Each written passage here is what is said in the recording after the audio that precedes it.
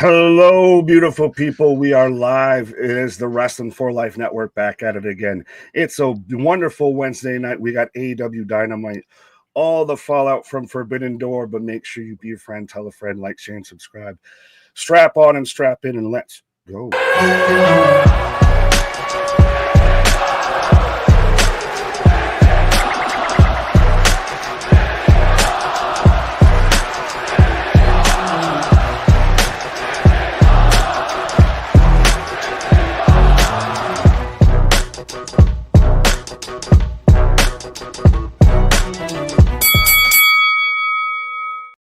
Ladies and gentlemen, boys and girls, children of all ages, the Wrestling for Life Network proudly brings to you its tag stream champions of the world. My British brother from another mother, Geekbox. I am Big Nick. Yes, we've got AEW Dynamite tonight of the fallout from everything from Forbidden Door and Forks and Ears and even more. But yes, how are you doing, sir? Geekbox back at it again, and hopefully we don't, electrocute all of, England with all of this. Yeah, I'm doing good, my brother. I could do without another strike this time. And also, we're not using Netflix this time, which is a bonus as well, because they absolutely did us a number and as well in between. Right. But yeah, I'm good, man. So excited. My first ever proper watch through of AEW Dynamite with you. So breaking new territory, and they finally got a few quid out of my pocket. So here we go. And well, that's the thing, though, too, for those who don't know, obviously, Nick, Geekbox, British Nick, if you didn't figure it from that, is over in the UK. So this is what time for you, sir, right now? This is 10 to 1 in the morning for me.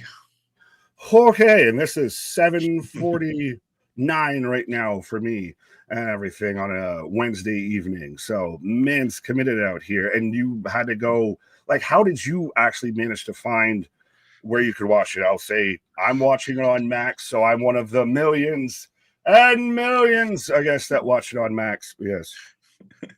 And million. Right. Yeah, I'm watching it through. So for us, I've had to go through ITVX, which is the online version of our channel 3, and then through them it leads you to AEW Plus, which is their subscription service, which then when you get that, it allows you to get access to their live content. So I've had to go through about 100 different clicks before it finally comes up with the one that says, oh yeah, now you can actually watch it because you've unlocked it, as they put it.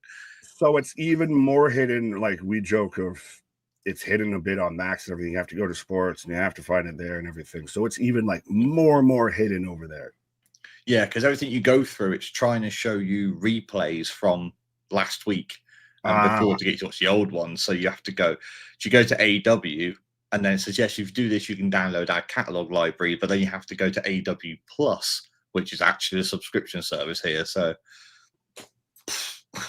so you're already trained with like now the ESPN WWE thing and everything. Well, you won't have to deal with that because US, but so you're already trained in the ways of having to go workarounds and everything. Yeah, well, it's my first proper experience with it, yeah, because obviously for us in the UK, everything WWE is on Netflix. It's all one location. You just click and watch, and that's it. So it's and that's interesting. I'll ask you this before we say hi to people as I see the chat filling up, and I know at half the time we talk a lot, and we also got about 9 minutes before the show kicks off. But so we just saw 19,000 in the O2. We saw they set the record at Wembley and everything. So how big is AEW in the UK? As the UK, you're speaking for all of Europe right now. AEW's picking up a presence here in the UK, but it's nowhere near what WWE has. It's very, I feel that's what, because AEW only touches on the UK every so often, whereas WWE has a long-standing history. So it's sort of most of the pubs and that now, like the Royal Rumble comes on, most of the pubs in the area now play it as much as they will a footy game or something. Whereas AEW is still very much to just where their shows are, and no one else seems to be interacting with it. If you know what I mean? So it hasn't had Fair that. Enough. Well, I mean, if you got to go through 5 options to just try and watch it, you know. Yeah. I think that's the thing as well. A lot of places won't want it. Like, again, like I said, the WWE events now, they just put their Netflix on and play it. That's all they have to do as part of their subscription. Whereas, so it's getting there. It's just, I think what's happening a lot with AEW is that they're getting big showings when they do go to arenas here because they don't do it very often. So it's the rare chance to go and see it. It's what WWE kind of has had and everything. Yeah, whereas WWE, every time they're in France, Germany, and that, they do a UK tour, like for a week or two before they then go into Central Europe and actually do their shows. So we get them a lot more often. So it's becoming easier over here to get access to WWE showing, whereas AEW, it's still, you can buy one ticket for one night or you miss out. Well, and AEW goes over to the O2, goes over to the UK, and is right back in Philadelphia, the 2300 Arena, the home of ECW, and all that. Yeah, exactly. It's somebody literally picked a side with the other. They put up, AEW's got the biggest showing in the UK now, and I replied and said, well, as somebody in England, no, they don't. But, I put but they're growing. Good on them. I said they're making the right footpaths to have Collision and Dynamite in the UK and stuff. And then, of course, all the drones came in. They just broke the record in the O2 Arena. It's like, yes, when you do it once a year, everyone will go to that one show. Oasis will break the record in arenas because they're doing their reunion tour. It doesn't mean that they're the hottest ticket moving. Yeah, exactly. It's a lot. I've just seen Bonks Pup as well. Like, obviously, Triller TV in the UK. This is what confused me. So Triller TV shows Dynamite for us live here, but they host it through. That's why because I went looking for that as well. Sorry, I think I said ITV earlier. That's where we looked at the replays for. Yeah, Triller TV. Sorry, I tell a lie. Go through it, and then you go through AEW Plus through Triller TV. But it also directs you to ITV Plus to watch the back catalogue if you want, as well as that. So it takes you everywhere. It's just I just want to click on where I watch it live today. Well, we're familiar with Triller TV because that's where House of Glory is, where GCW is, and etc. and everything. But speaking of growing and speaking of people's homes and everything, let's say hi to the chat of Zach. Happy National Banana Lovers Day. I don't know how you want to take that, but take that how you will. Banana hammock. I was just, I saw someone that responded to him saying, just the minions. Banana. Banana.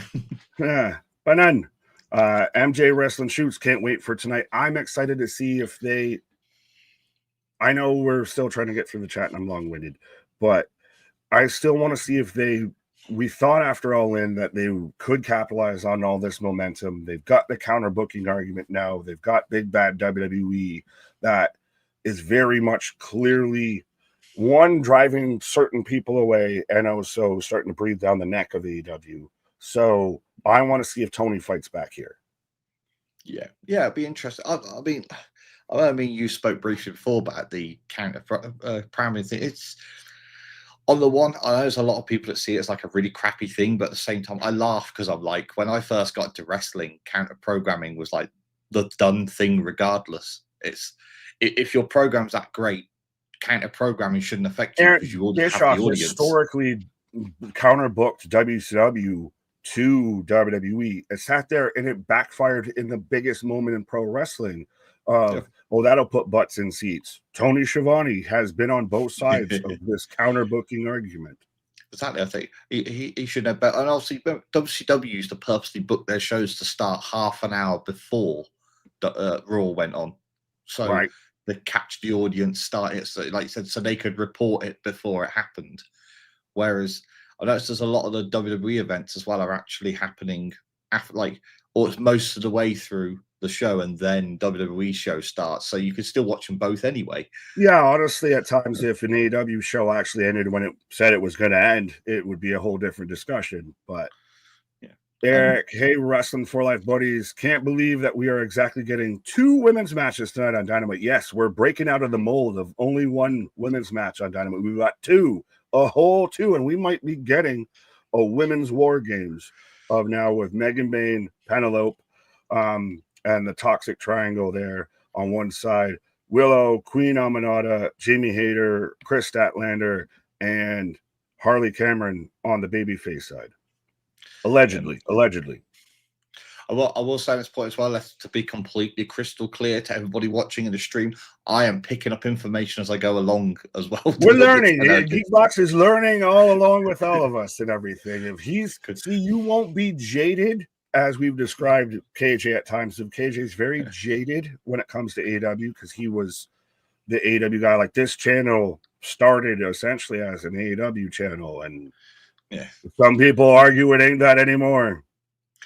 Yeah, it's honestly, you guys know my background is I got into AEW when it started, and then I just got slowly chipped away from it until eventually I just sat there and went, why am I watching this? It's just right. And I think they're rolling back in the right direction again. But we're trying to start it off with Hopium. We're starting to start it off with Hopium. It one step forward, 2 steps back at the moment, I think. A little less conversation, a little more action. Yeah. Damien, speaking of Hopium, Claudio versus Darby, Falls Count on Anywhere, figures with the ECW arena. I got to rapid fire some of these. Blame Kenny, not blame Canada. I guess good thing KJ's not here. Looking forward to it, gentlemen. Seeing you in a little bit. Well, you're seeing us now, and I appreciate you. Kevin, what up? That is I/me. So real quick, and also reminding everybody, we do have the Twitch. So top 3 in the chat from last night for NXT was Spaz, Mega, and Damien. Dennis, what up? Clay, what up? Peddler, Vase, Con. I hate so much that AEW switched from people's actual like channel names to like their username, email thing or whatever. I don't know exactly why some have it and some don't, but it's frustrating as fuck. But Peddler, hi, I appreciate you. I hope you sound like you're a new name, but you might be an old name. But either way, I appreciate you. The wrestling guy, what up? There, I think you might know this person. I do indeed. That would be the other side of my arrangement. My beautiful bitches. Let's get sharing. You guys know the drill. Every like, share, and sub, mention, tweet. It's all got the Wrestling for Life out there. And speaking of getting out there real quick, of the man sat there and put out their just the stream on Twitch, and even all of us, including myself and KJ included, of everyone's instant visceral guttural reaction to the Moxley Darby fork spot that the forking still haunts me in my dreams. Yeah, that was a bit of a moment. One of the rare ones that ever made me go, it looked like fucking spaghetti or something, is best I can say. Just yeah. But Jose, how's everybody doing on this lovely evening? Shout out Jose. As I got already the show starting, as I will try and read through everybody's names, but you and I should be syncing up. If you want to sync up at home, I have the shot of the Philadelphia crowd, and I like that it's smaller venues. They should have been doing this a while, but this crowd is right on top of the fucking ring here. This feels like a well-lit performance center vibe. Well, I was like straight away the guy on the right hand side, it just looks like Jim Cornette as a 20-year-old. Well, we got Ian Riccaboni, and we've got Excalibur, and we've got Taz out here on commentary. So we're running through the matches from tonight, as I will try and run through fast names here. I apologize. Of Bonkers, what up? Derry Bennett, what up? Jose, Nick on an AEW Wednesday. It's going to be fun. Yeah, you got double Nick on Nick action. Hot steamy Nick on Nick action. Daryl, what up? Kevin, what up? And again, I apologize if I missed your whole comment. We do have the super chats and the super stickers. Drop it again, and I'll probably click it again. Blame Kenny, what up? Daryl, Michael Campbell, let's start, I guess. Let's go. Julie Hammery, I hope I said your name right. Chloe Beagle, good evening. Any updates on Gail Kim, backstage producer to WWE, either NXT or SmackDown? I have not heard this. I feel betrayed if this is a thing, and Anthony hasn't told me about this. Yeah, have you heard anything about this? I don't think she's working.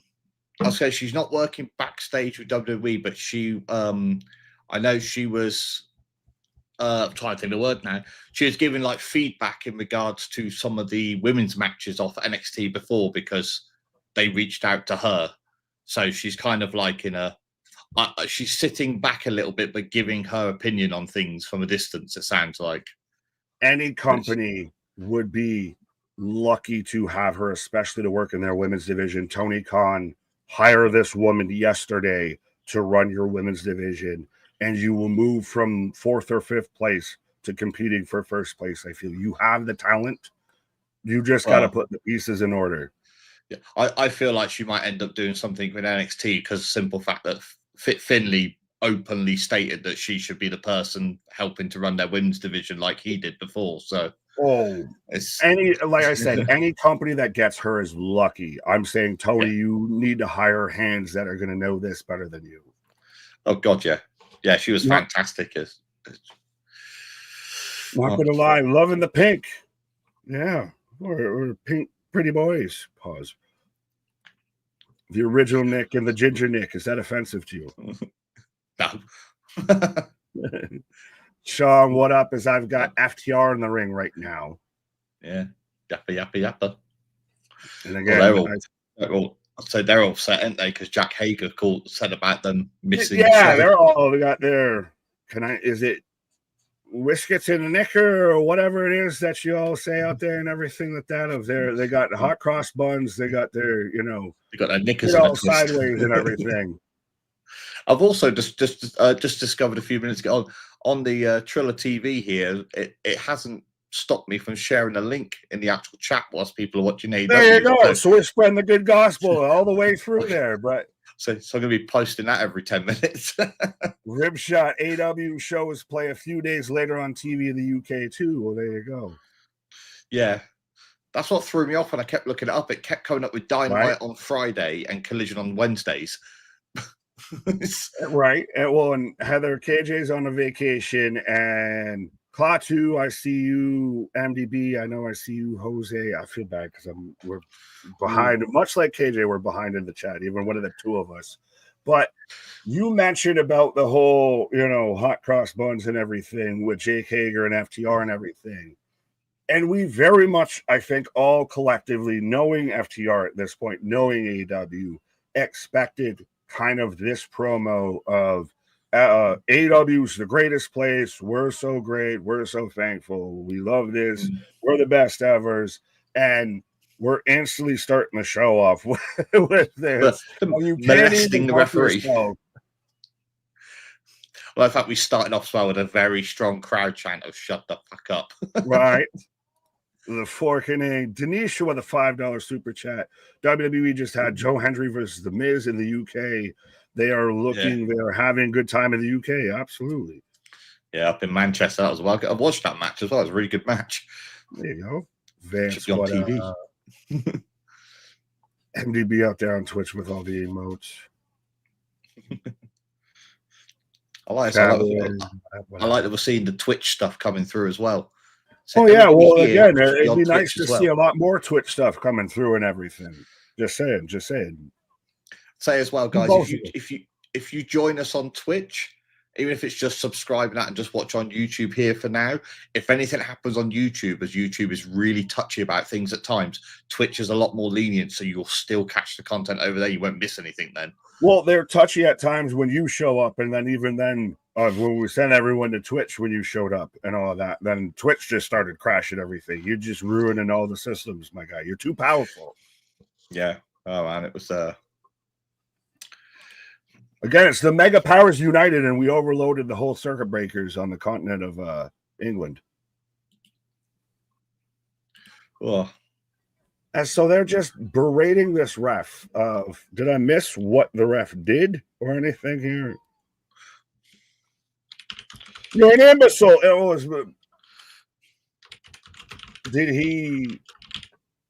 Was he the ref that counted? He must have been the ref that counted the pin. What did he miss, though, in that match? And I still even think that I thought initially it was going to be FTR winning the tag belt so you can have Edge and Christian win them in Toronto.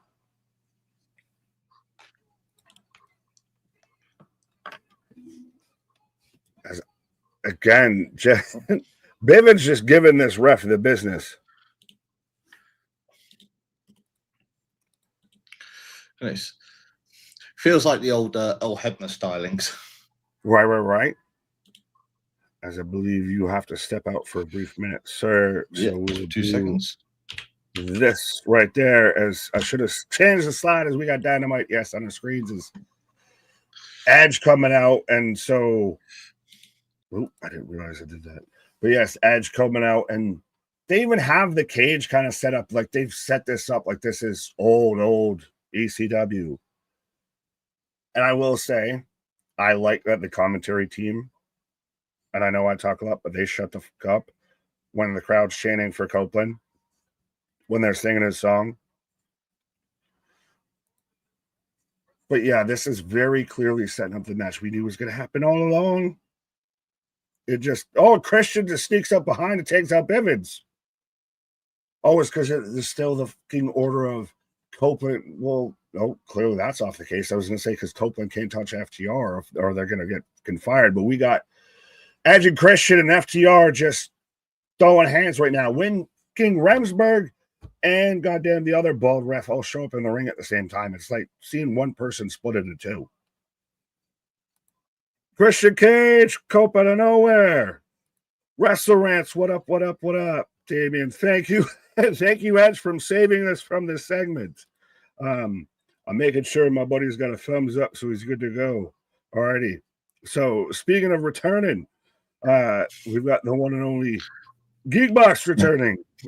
And color coordinated now. There we go. I didn't even know. Hey, I can maybe see if I can find that there. I don't know if I have that one. Is that one? It's more when you look at it and you go, hold on, something's not right here. Oh yeah. See, nobody even noticed. They were like just happy we aren't glitching here. But unfortunately, you're not getting a professional level you normally get on the channel here, guys. You're just getting me. Well, no, we're always professional. Again, it's more of just the thing is we're real, we're authentic. They've seen the hiccups, they've seen the flubs. Christ, they saw all the flubs literally live in effect on Monday. If I tried to watch it back, it's still 10 frames a second. See, I'm going to ask you now whilst they're brawling through to set this match up. Right. And I'll ask the chat as well. Do you think they have wasted how they've reunited Edge and Christian? KJ feels this way. I do not. I see why they did it because, like I said, I thought for the longest time it was going to set up FTR versus Edge and Christian in Toronto. I always wondered, was it going to be for the tag titles or not? I thought it was, but I think you had to have this because now it makes sense of you had this whole time to where they actually get together again. You have the runway of not the hard pivot of Christian from heel to babyface. Yeah, I like I said, I like the fact. I mean, it had to be done. And like I said, him just saying then about the fact, obviously now I've got to come out to help with Adam's problem. I like that. Right? I just feel like the whole thing of like, I know they wanted to do the reverse of him coming out and saying, go find yourself instead. And then the way they... Right. So stop saying because they're actually calling the match now. No, you're good. All out. All out. See, again, like I said, it was so obvious. This is how you get... Copeland was on the poster for the show before he was on the show. Yeah. I think for me, the only reason I feel off with it is... And I think it's an AEW trope of slow, but like when they do returns and they play a video first, I hate that because I like that thing of if it had been a case of like Christian was being attacked by the patriarchy or something, I want to be like 2 or 3 weeks in a row, they keep coming out and beating him up. And it's like, it looks like you can't do it. And then like on the 3rd week, that's where you have Edge's music drop. And it's that big like, oh shit, here he comes. But I felt the split between the patriarchy and the FTR story, it kind of felt like when they come together, it's like, oh, okay, cool. Well, I'm glad they're back together, but there wasn't that big moment of them actually coming in together. Everything else. I think you're going to have that moment in Toronto. Of that's the big thing is I think you're going to have that happen in Toronto. Oh, Darby in his hero. Yeah, there's why? Wesley, this is 15 minutes less than Roman wasted Monday, so it's not a complete waste of time. Roman had to take time because the crowd was singing to him too much. Respectfully, the crowd loved Roman too much that they he couldn't get a word in edgewise. Oh, unintended. Plus, I think Roman was just enjoying some time in the ring wearing shoes. Yeah, it wasn't getting booed too. Yeah, but Darby promo. Yeah. Cooper, Nick and Nick, Nickelodeon. Spoiler alert, as Darby's recapping climbing Everest and everything. That was one of my mother's painting a painting with his own blood. Is Darby too fucking artsy? Yeah. Like, there's a part of him that I still like and I still get it and everything. Like, he's so unique, but he's also so, like, just fucking artsy, edgy, preteen, Tony Hawk pro skater bullshit. Yeah, I think the thing with Darby is, like, and I'm going to sound old Jim Cornette style on this saying this, but Darby looks like if he shouted at you in the pub, you could kick his ass and walk away.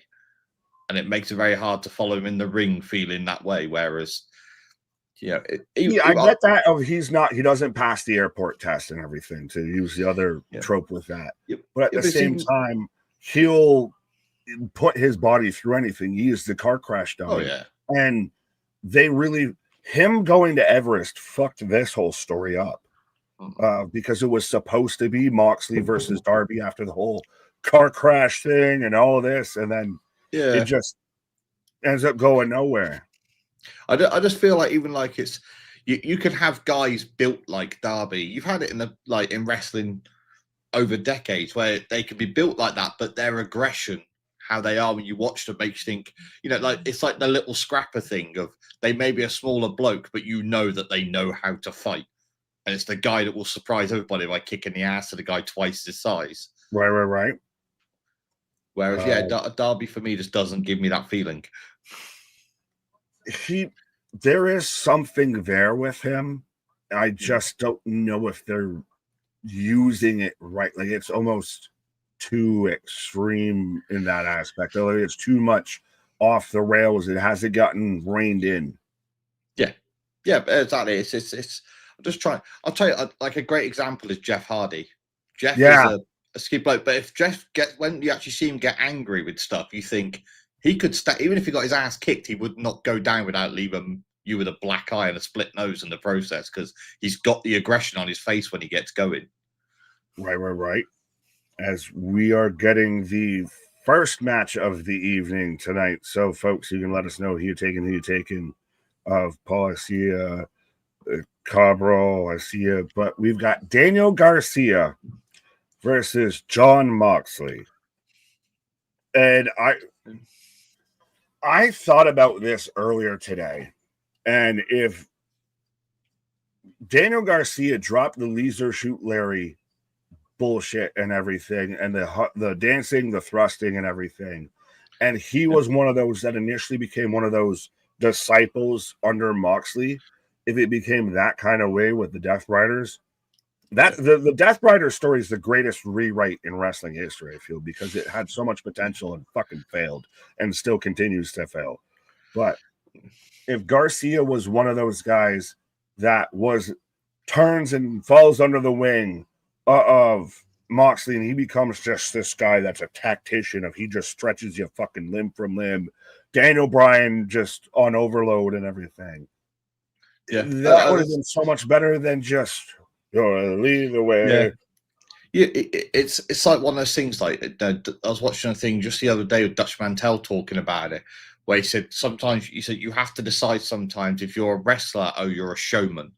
It's like, but showmen that want to be like wrestlers never get over because they never end up falling into their category properly. So then you can't take them seriously because of that. Well, and that's the thing with Daniel's this tactician. Yes, everyone wants to see me dance. Geekbox, you got to do it too. Lean the way. You got to do the Tony Khan. Lean. And I say this as I know he's a Buffalo Tonian and everything, but if he was this Matt tactician of I'm going to just fucking grapple you to death, which is what his wrestling style is, it would make more sense of him being in Death Riders, kind of this quarter pound catch crew, this, this Blackpool Combat Club vibe, instead of just he's out there, everybody's good buddy. Yeah. I look at it as a thing of like, would you be able to take Gunther seriously if he started dancing to the ring? Yeah, don't you forget about me. If he hit somebody with a chop and then stood there going, afterwards. If Grado was the greatest technical wrestler of all time. Yeah, it's just, you know, if you're going to act like Brodus Clay, then you're going to have to wrestle like him. It's the example that comes to mind. On a roll. But yes, again, folks, let us know who you got, whether you got John Moxley or Daniel Garcia. And I don't know how he got here. I will say on a rare occasion, but KJ's probably going to trip over and not know why in a second. But I'm going to give Moxley one good compliment on what he does. Oh boy! And that is little bits like when he dropped him with the back elbow to drop him as he came back in, and he flipped him off he gave him the middle finger as he hit the floor and turned around. It's like at least a little thing like that makes it look like he actually doesn't like the person he's fighting. It's that little F you and. Well, is that a thing that insults, you know, people who liked Moxley, like Dean Ambrose and everything like that? As what did I just witness? Apparently, the Nick dance is over now, of trending worldwide on social media. We got a double Nick dance, but you know what Moxley can do. You know what Ambrose, if you haven't gotten into the whole Moxley thing, can do, and he just doesn't ever fucking do it. Like, he just rather do this lazy bullshit style. Yeah, I mean, that's the thing. It's like, I mean, I don't think he did a lot of his stuff when he was Dean Ambrose. He had good runs in Japan and doesn't do that shit here. Yeah. It's like John Moxley versus Shikida in Japan. Right. It's like a 25-minute match. It's like a technical match. And you watch it and it's like, what happened to any of, like, that's such a great match to watch. And then I think the one-off that stood off for me in the hot was when he had his second match with Seth Rollins after he won the title. And it was like that one night, it's like he seemed to go, should we just have a wrestling match? And they had the main event match and they wrestled. And it was like, I remember literally watching it and turning around to my missus and going, why the fuck hasn't he been doing this stuff? Right. It's like he's wrestling, right? It's a great match. And then the following week, it was back to setting up traps and things like that, and then doing like run through and doing the wacky clothesline or whatever they called it at the time stuff. And it's like, oh yeah, it's where he slings off the back ropes and everything. Like, he has the potential to be such a good villain for this company, and instead is just wacky waving inflatable arm flailing 2-man type of shit. Yes, I feel like he's trying to be the modern incarnation of Mick Foley, and he's just got lost in the balance between being a wrestler and being a star. When he was working with Mick Foley. That's just how they tried to use Mick to get him over, didn't they? With gifting him the barbed wire and all that stuff. Right. It still didn't work. But we got Daddy Magic out here. I got CMFN. Hi, everyone. What up? 25 shine down. People think Macho Man was GOAT. Moxley literally does that plus more. There is, respectfully, sir, or ma'am, they, them, whatever your pronouns are, as I randomly cut to commercial. And thank God, because respectfully, you are not going to mention Macho Man Randy Savage in the same breath as John Moxley as far as workers in the ring or anything like that. As far as professional wrestlers, that is miles away. That is a guy who's hit dingers at your local fucking softball, fucking tryout and everything, versus one of the greatest guys to ever do it. Like, literally Mount Rushmore caliber, was Hall of Fame before he retired, Macho Man Randy Savage. Oh, yeah. Just to clear it out, say you've got an advert at the moment. Yes, I'm on a commercial break right now. All right, I'm going to guess that on my side it's commercial free because the match is still going for me. Well, so there you go. So see, you've got the adverse of everyone says I'm Richie Rich out here when I use the Vippin and everything. I watch it on Netflix. I expect not to have adverts. So there you go. So you can let everyone know what high-paced action is still going on in the John Moxley match. Well, basically, Garcia's just eaten the steps face first, and now he's been thrown back in the ring, and Moxley's decided to go for a walk around the outside of the ring. That's as exciting as we're getting here, folks. There you go. But Wesley, what up? Daniel Garcia's old rival over the Ring of Honor Pure Championship. Wheeler Yuta's out there. Fair, and I would have liked, like I was saying, if you would have had Daniel Garcia and Wheeler Yuta, Moxley just establishes, he's Shredder and establishes his own little Foot Clan. and everything with Marina Shafir, all of that. Even I don't mind Claudio, but yeah. So he's just Mox just finger. Hook can be Casey Jones. Hook can be Casey Jones in this Turner's movie. So Moxley just finger poked Garcia, and then he's blinded by the finger poke, and then he just swung and dived across the ring, nowhere near him, landing flat on his face. He was completely blind by being poked in one eye. John Moxley selling being blind more than two men in a blindfold match from last night, folks out there. At least we know Garcia can sell himself for a move if he wants. Right. But Bernard, what up? And again, 25 shine down. I'm not trying to take fully the piss out of you. I appreciate the conversation and everything, but it's one of those if you'd like to show your work and how you got there, we could talk about it. But I respectfully don't know that might be some new maths in some system of how you got there. But yeah. Steiner maths. Please show 47 and 40 equal 100, brother. You got a 33 and a third % chance of being right over here. Paul, what up? Oops, it's just fun. I think when I watch Mox, it like he's just doing the back rake then whilst he's Garcia's up on the corner, and I'm like, it's weird that he's manages to find a way to do really old school moves and make them look really bad compared to an era where most wrestling moves look bad. Is it Moxley like wrestles still in that GCW style? Which I know we got friends in GCW.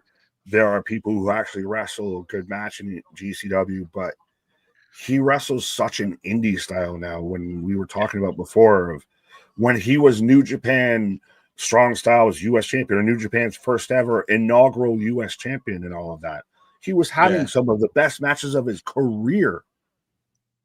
I think this is a thing of, I think there are people in AEW that want to wrestle in the indie style, but in the indies, you have to take that extra step to be noticed because your paycheck depends on you being rebooked for that show again. Whereas in AEW, the security of it just makes you go, "What we can do?" It's one of those you're on national TV versus you're on an independent show. Well, I'm used to watching an independent show, respectfully, on a trailer, not a nationally broadcast television product.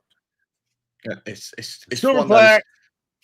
So I feel like the Young Bucks are the biggest guilt for that. They wrestle like they're on an indie show, but they don't have to commit fully to the act to do it because they get paid regardless.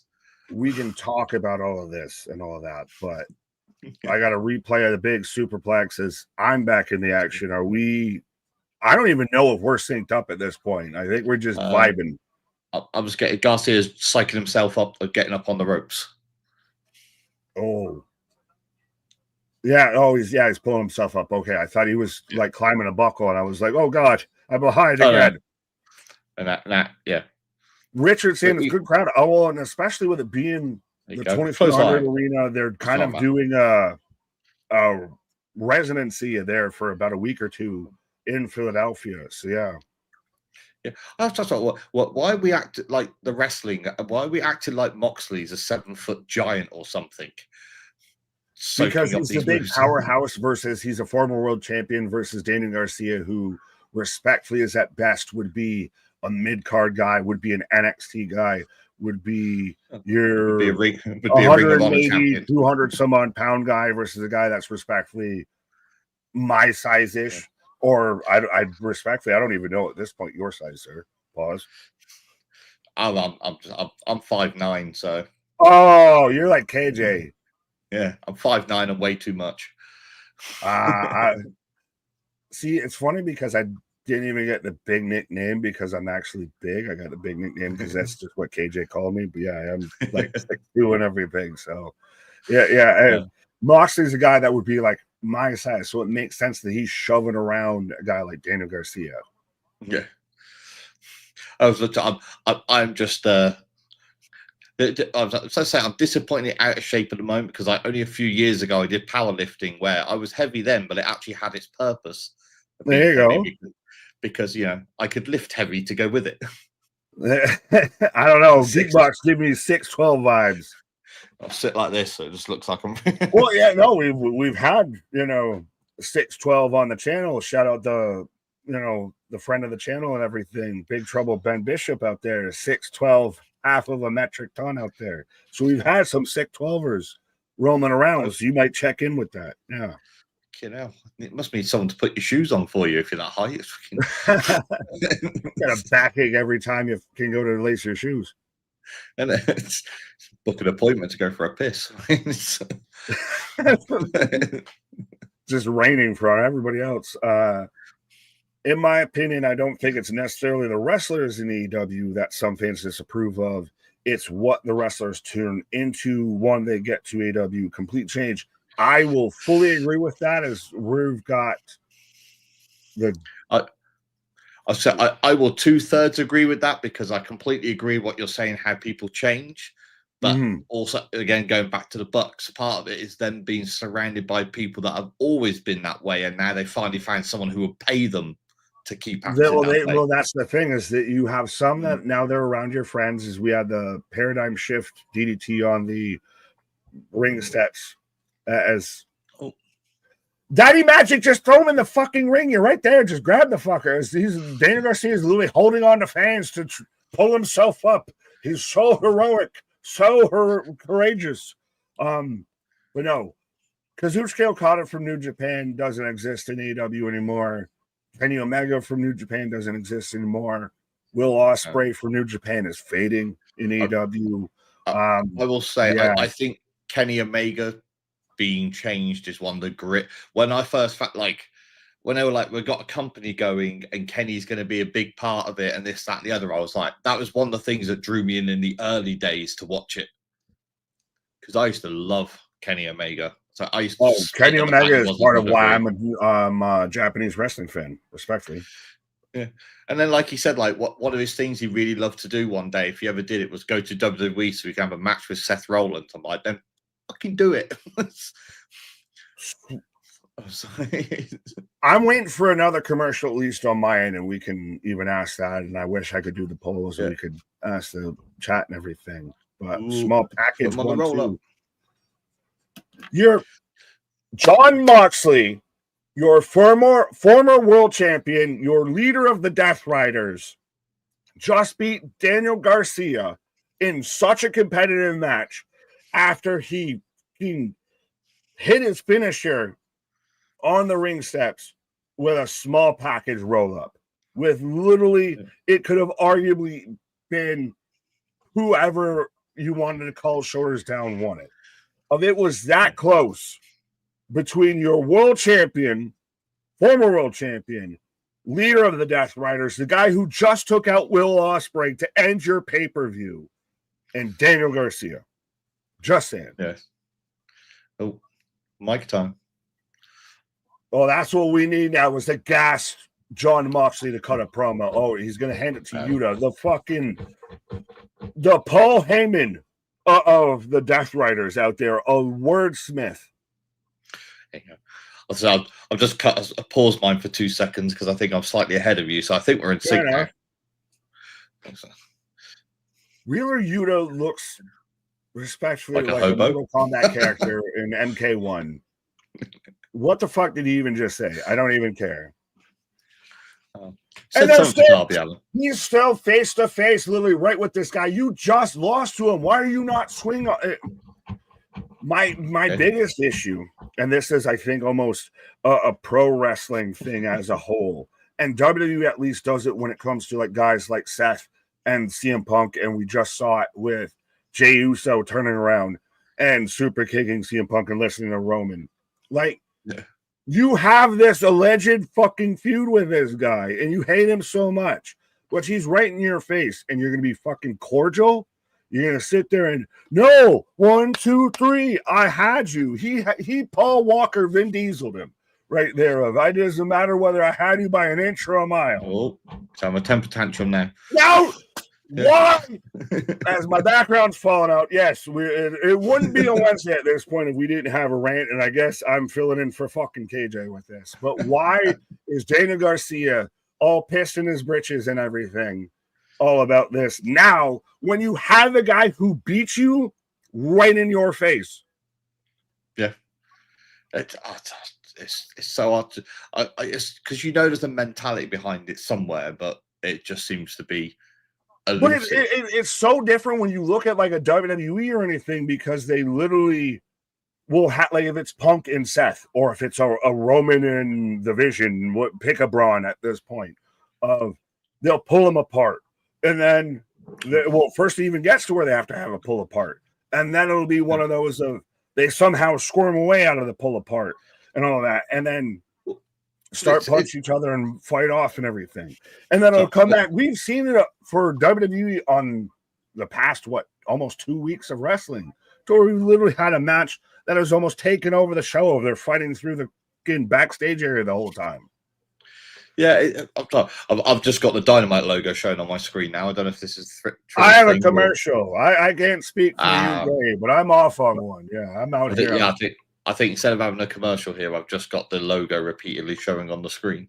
But yeah, exactly. I mean, it's just like I was saying to you on Monday, I think, about wrestlers coming down to the ring that are supposed to hate each other like hell, and then they get in and watch as each of them gets a ring announcement, and then they do a collar lock, and it's like tying up and pushing each other to the corner. And you're like, if you hate each other, just the second the person gets close enough, you'd be trying to kick the crap out of them, wouldn't you? You wouldn't be.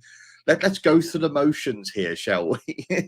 You know what always tells me that these two guys have a blood feud is a collar and elbow tie-up. A wrist lock really sells me that they hate each other. Yeah, I found when I've been in fights in the pub when I was younger, I used to lock up first and used to get a feel for my opponent. I mean, it is the UK, so you might be one of those. I showed up for a proper fucking shootout. It's like, no, exactly. You get to the point where, like, if it's going to get to that point, my next thing is going to be a right fist across your jaw.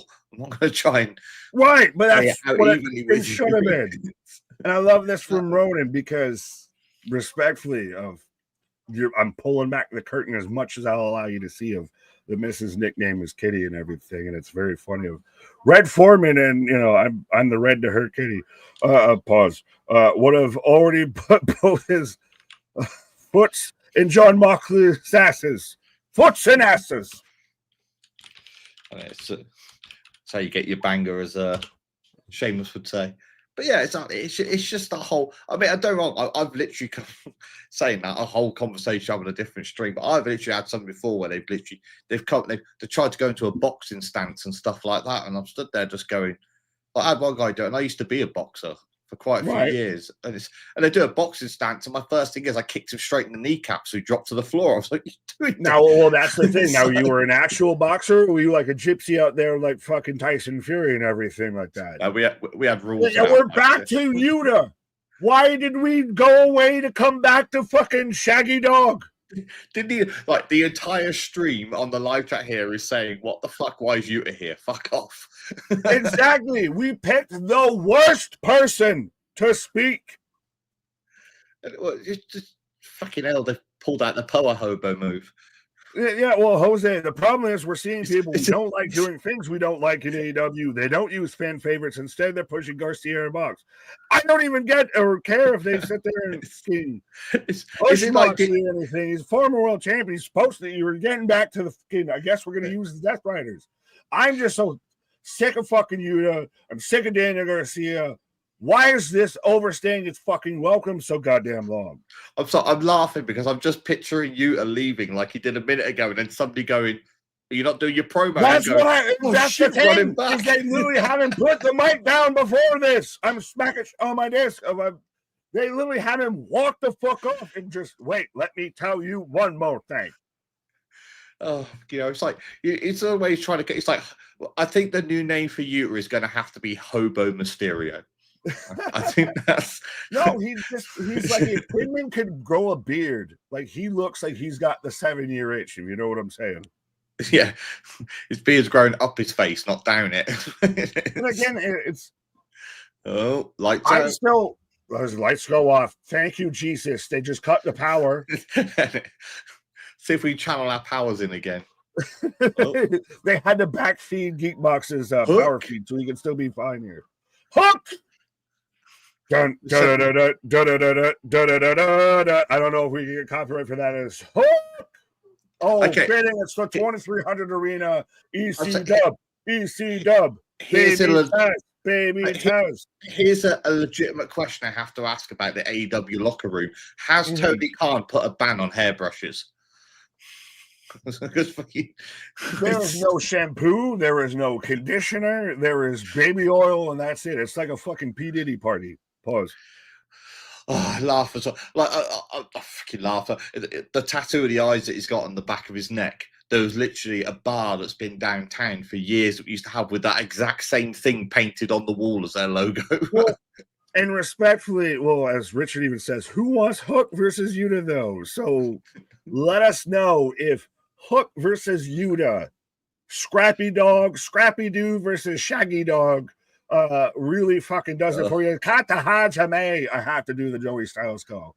He got the half Tasmanian on him. And it just gives it up so he can hit a Superman punch, one in the Orange Cassidy. Now, I was going to say, let's place bets now, right? How many people that are right now screaming at WWE about hiring people because of their parents and all this, that, and the other, and their friends are right now tweeting out that, yay, Hook's back. Napo, baby. Well, and I love this. So, see, we're not saying people used to compare Hook and Dom. There was a point to where I think I might admit, if I wanted Hook in AEW or in WWE more than I wanted Dom, as I'm the giant 8 shirt with the barbed wire I might buy. It's solid, but so instantly come that. So basically, what I just took from that was that entire section was designed just to advertise the fact that Hook has a new shirt, which is an orange shirt with Taz orange shirt with a H on it. Baby Taz, baby Taz, and I like Hook's new music. I hate that he even came out. I didn't even notice that he came out with new music. I love me some Action Bronson. Napo, baby. As I'm getting MJF backstage, literally after the match.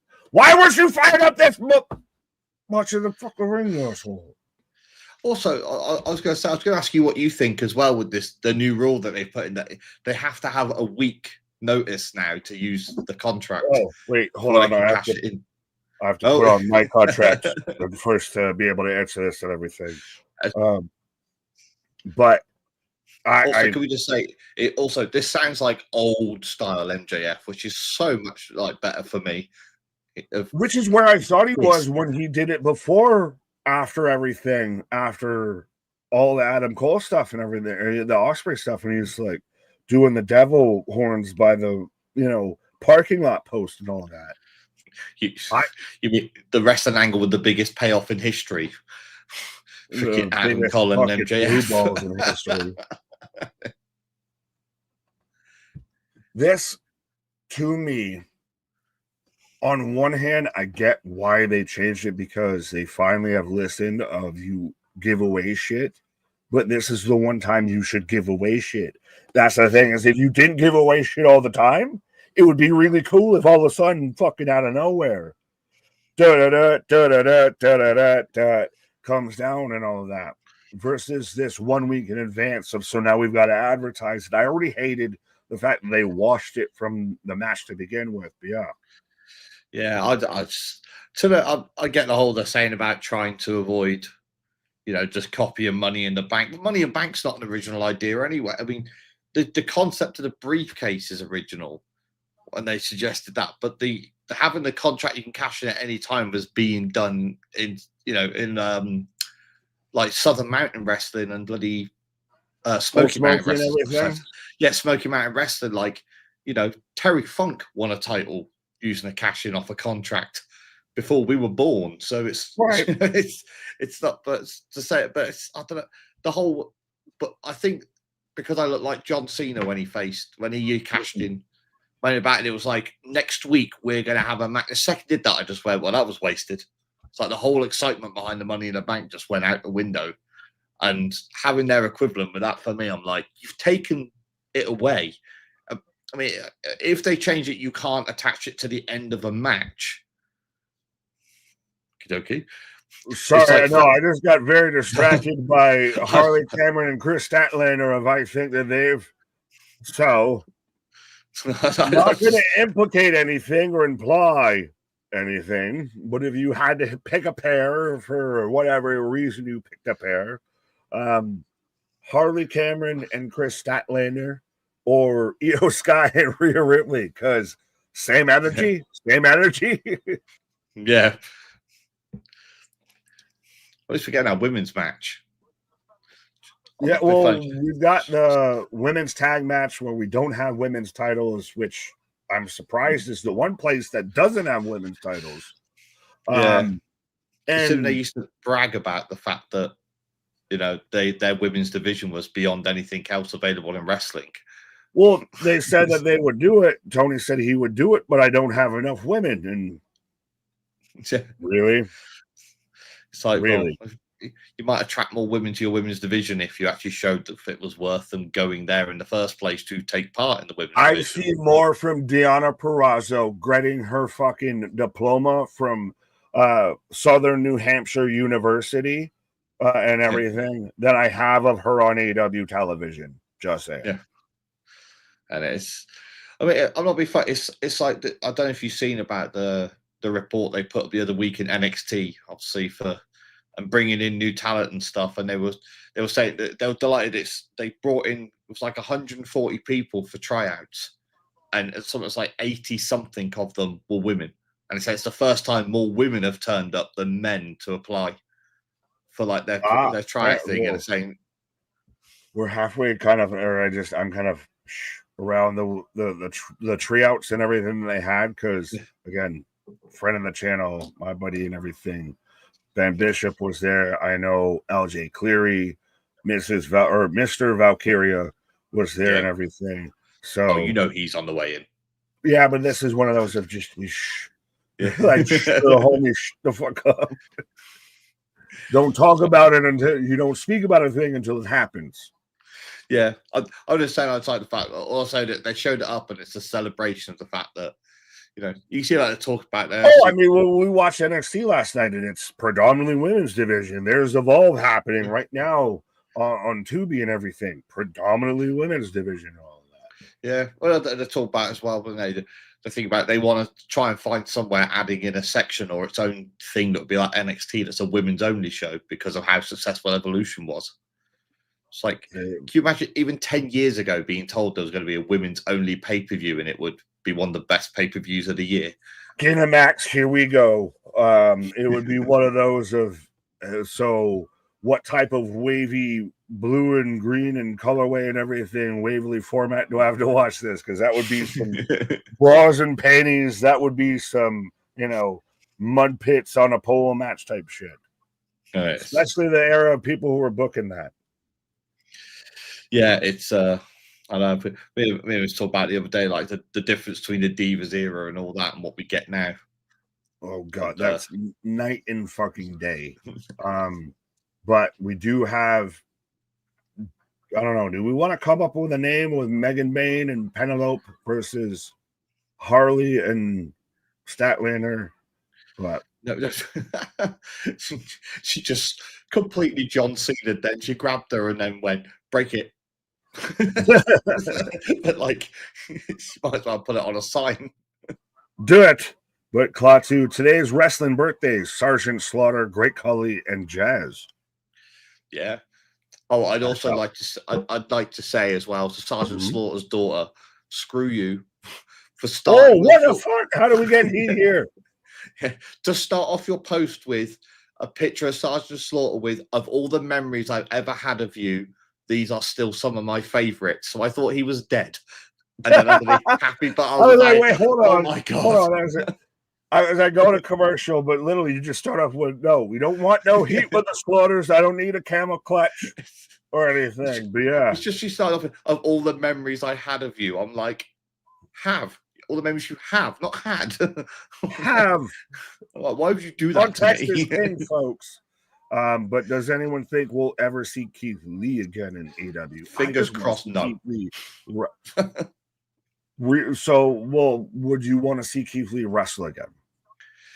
I want to see Keith Lee wrestle again. Keith Lee, I want to see go back to WWE we can try and scrub away the dirty mark that was the Bearcat thing, because if we go back and we hopefully we can get Triple H's version. Oh, what in the carrying cross are you talking about? it's that thing of, remember, Triple H loved Keith Lee, and when he got put underneath Triple H's steed, he was like ridiculously good in every single way, and then he got put under Vince, and he got vinced. So well, he was the double champ at one point, and they had the whole spoilers come out and all of that. And then he came to AEW, and it was like for the first 6 months he was amazing, and then it was like he got vinced again. Well, that's why I'm saying, of what in the carrying cross are you talking about? If we can't make that work, and I really hope, I more than anything just want a quality of life for Keith Lee, because that's been the biggest takeaway from him, was the medical side, the health side, and everything, because there was a point to where everyone was all over internet darlings, you know, your Ricochets, your Will Ospreys, all of that. Keith Lee was right there, if not ahead of them, as the internet darling. I mean, still, Big Bang Catastrophe I love for multiple reasons, pause. But so he's the guy I would love to see wrestle again. AEW was not the format for him. If he ever made a huge surprise to WWE, it would be amazing. Yeah. I think if he went back into WWE as well, they could use him in the aspect of like make him an attraction and a monster, so he doesn't have to wrestle every week. He can protect himself properly with his health by not putting himself through that. Even if he joined in with a faction Roman Reigns, yeah. Roman Reigns, you do something a little like that. I hate people attacking Roman for his schedule, because it's so many people say about he works part-time, and it's like, yes, it's like the guy's trying to stop himself from getting ill enough that his cancer can come back. It's like there's a reason he has his schedule. Make a long story short, Brad Pitt doesn't act in every movie. Yeah, exactly. It's like, and also it's like, it's one of those things. Well, I'll say as well, you go back to the old legacy thing. It's on those. Andre the Giant once wrestled 5 times a year on average. It's like, because he was a spectacle.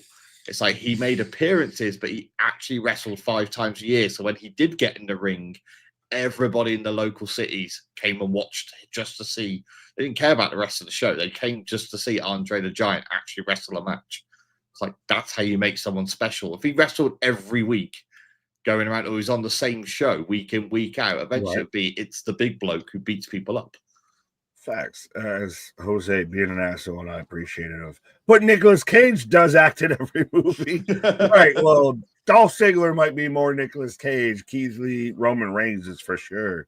You're Robert Downey Jr. Yeah. I saw someone say that about Pedro Pascal the other day. They were like, do you know, people don't seem to be that fussed by him anymore. It's like, do you think it's because he's not doing the Mandalorian now? And it's like, no, it's because he's been in everything.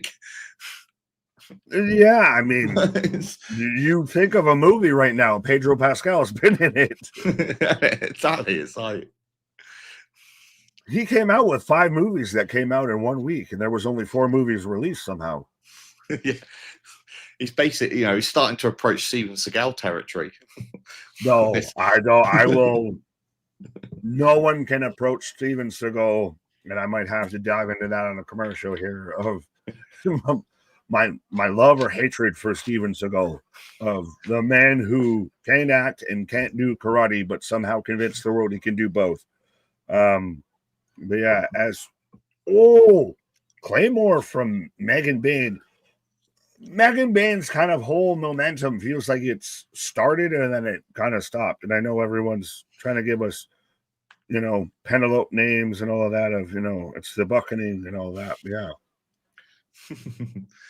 Yeah, no, it's, like I say, it's that repeat. I said the same thing that works across the wrestlers and that as well. Some people, what, they did blah, blah, blah last week. Why didn't they do something this week? And it's like Cody Rhodes, if he wrestled a match every single week, it would lose so much of his shine.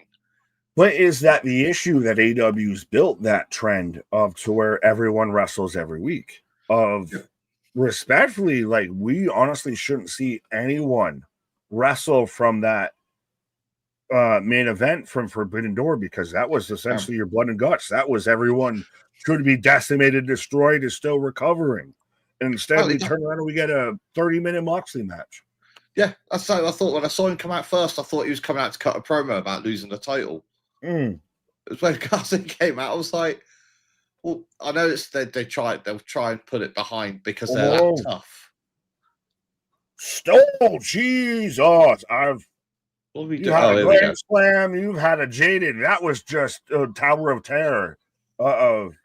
Angelo just ate the mat with her fucking face. I've not seen Angelo twist for quite a long time, so I was quite happy to see that. Well, and stats. Well, Moxley's been snooping around stat pause of Moxley, or Renee doesn't seem to care. But could you see Statlander end up in the Hurt or the Death Riders? Anything like what? Statlander's always been such this interesting character because she was the alien, then she wasn't the alien, and we all embraced it. We all enjoyed. We liked her as TBS champion, and then she wasn't TBS champion, and then she's vacated the TBS champion to go after greater pastures, and then somehow ended up back at the TBS champion, and somehow even less than this. As Willow's out here, Willow is the most over wrestler next to Tony Storm in this division. I was just completely confused of what her role was then in that situation. She showed up to just be cute, and I love me some Willow. So it looked like then she slid into the ring, looked up, and then went, "I'm not supposed to be in this section." Whoa! What's Willow doing here? Yeah. She just didn't R-truth. Yeah, my bad. Jose, I thought my internet was slow. Well, so Paul going at Pedro out here, if you want to address this. So Pedro is a horrible actor. He just slept with a right. Oh, I didn't realize you said that on the back end as I've been another dimension. Yeah, I've got one. I pause. I don't think to say he's a terrible actor. I think it's just he's been in so many things lately, and he doesn't have a very big range in how he actually acts. That's why I would say like the Steven Seagal reference. It's like the same person. Right. It's almost like the Rock thing. It's like the Rock playing the Rock. But no, I would disagree with that because I've watched now Fantastic Four twice, thanks to the wife. So that is not the same Pedro Pascal that's in The Mandalorian. That is not the same Pedro Pascal that's in what is it, The Last of Us that he's fucking in and everything. It is still a different performance all the way around and everything. I think it's one of those, like you said, of he's everywhere, so he's Roman Reigns himself a little bit of, so now everyone hates you because you're fucking everywhere.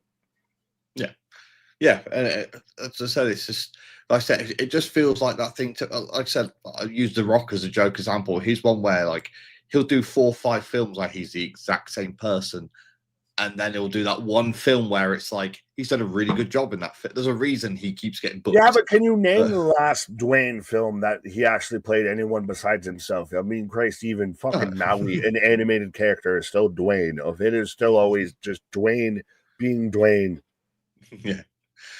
Yeah, I know. It's just, like you said, it's sometimes to keep something special. It's that thing of, like it's one of the things like they used to have in the Attitude Era. I think what used to have guys that had a feud, unless they were top guys, they had a feud that would run for like 6 weeks, say at least, or for a couple of months to have the pay-per-views, and then they'd get put back a little bit. You wouldn't see them really wrestling anybody for the little while, and then they get put back into the spotlight again for like the European title or the Intercontinental title or something. So it always felt like in the Attitude Era, everyone was special because they all had their chance to shine, and then they missed, and then come back in and shine again. Whereas I feel like there's a lot of that. You either have guys that are away for a good while or seeing the same role over and over. How can I miss you if you never go away? This is why everyone misses KJ right now. Because he finally went away. But CMF fan saying Pedro is overbooked. Yeah, he's the Roman Reigns.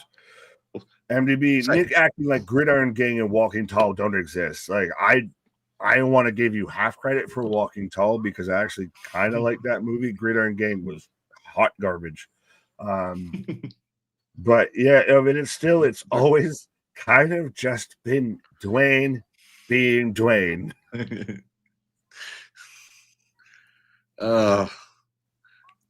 So we got another break. This is why Batista's voted the best actor or best wrestler turned actor.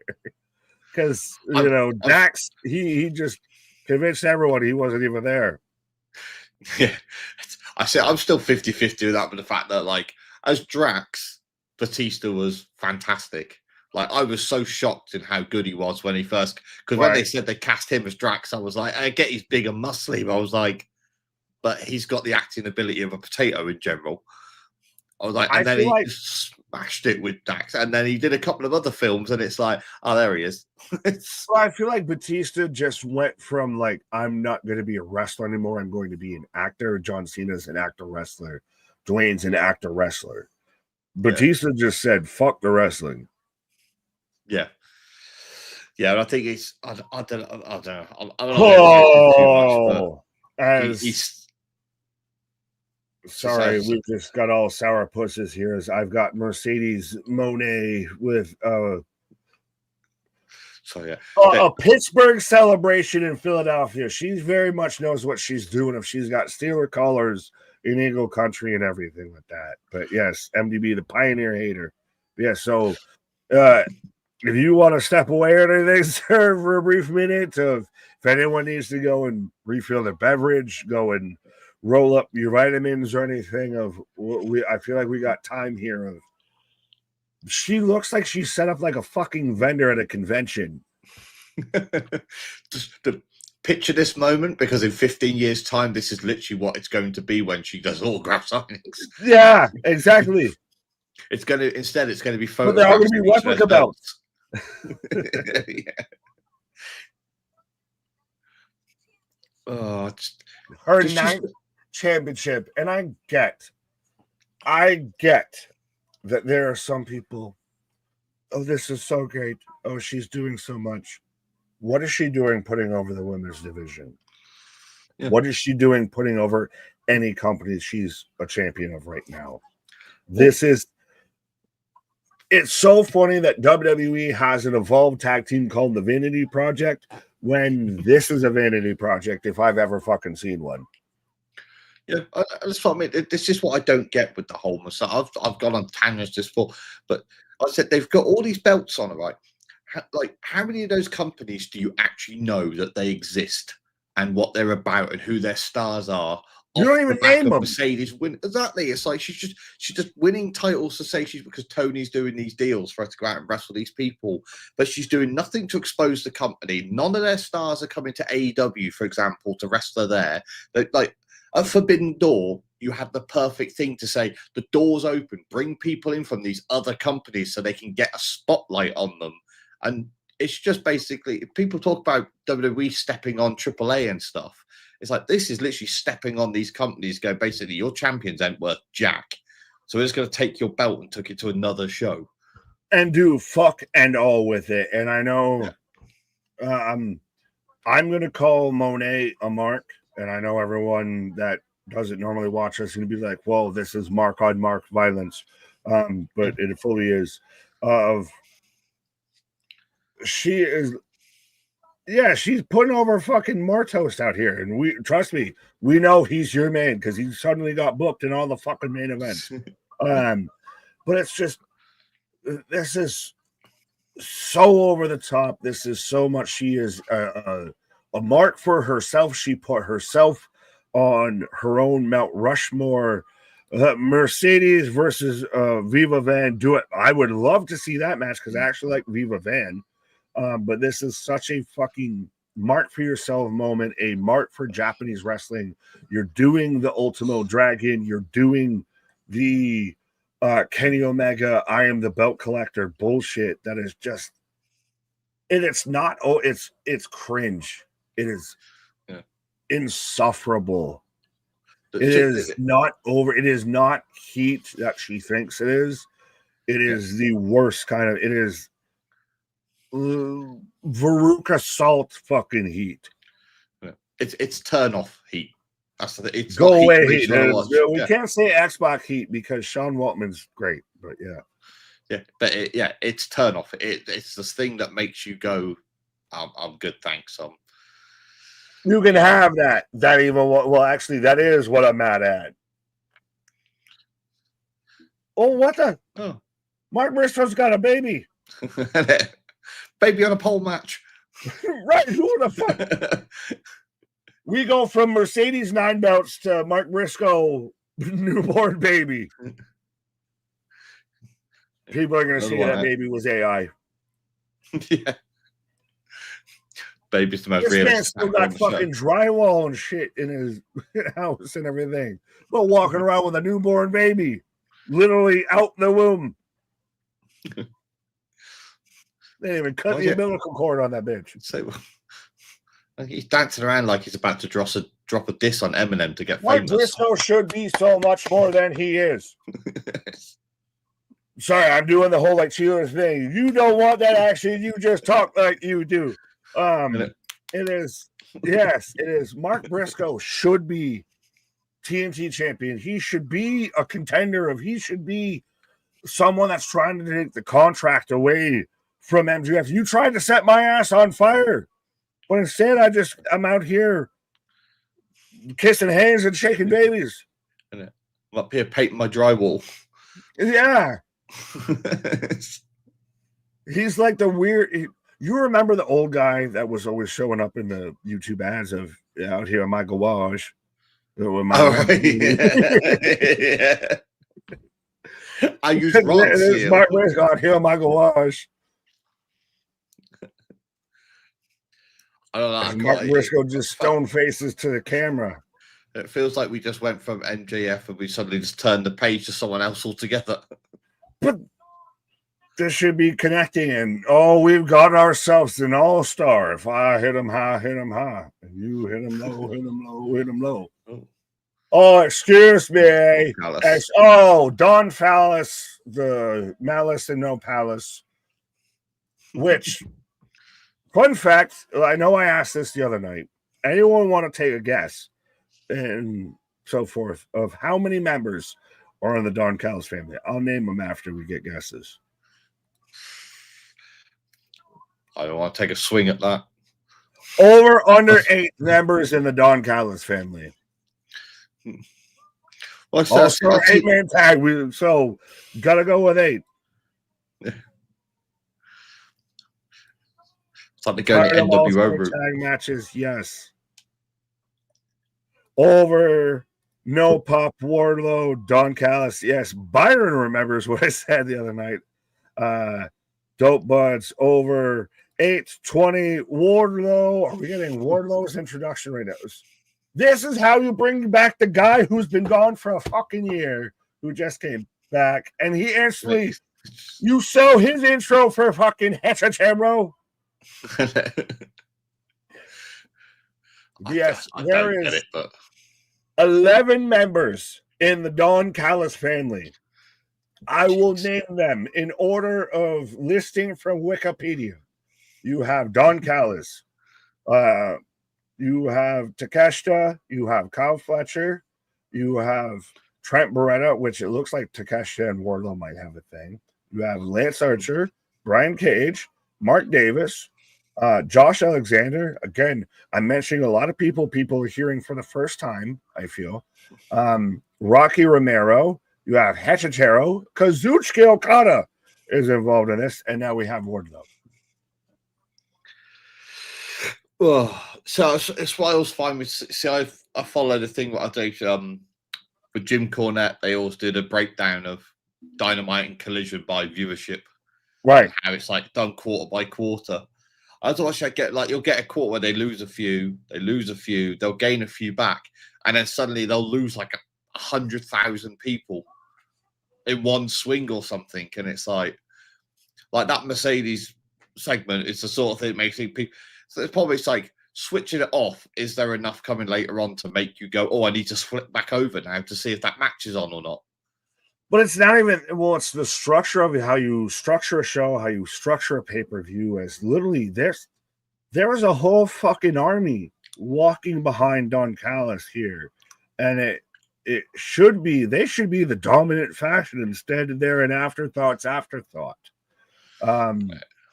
But yes, so the match we are getting coming up is, hey, tell me if you've heard this before. We're getting an 8-man all-star tag team match player. Holla, holla, holla. We're getting Jet Speed and Brodito taking on the Don Callis family of Kazuchika Okada, Hechicero, Konosuke Takeshita, who should be one of your fucking top guys, and Josh Alexander. I was going to say, Konosuke Takeshita won the G1 is in a fucking 8-man all-star match. It's the same thing of Gail Kim being an IWGP fucking or a New Japan World Champion and everything. And it's just out there taking bumps through tables for Darby.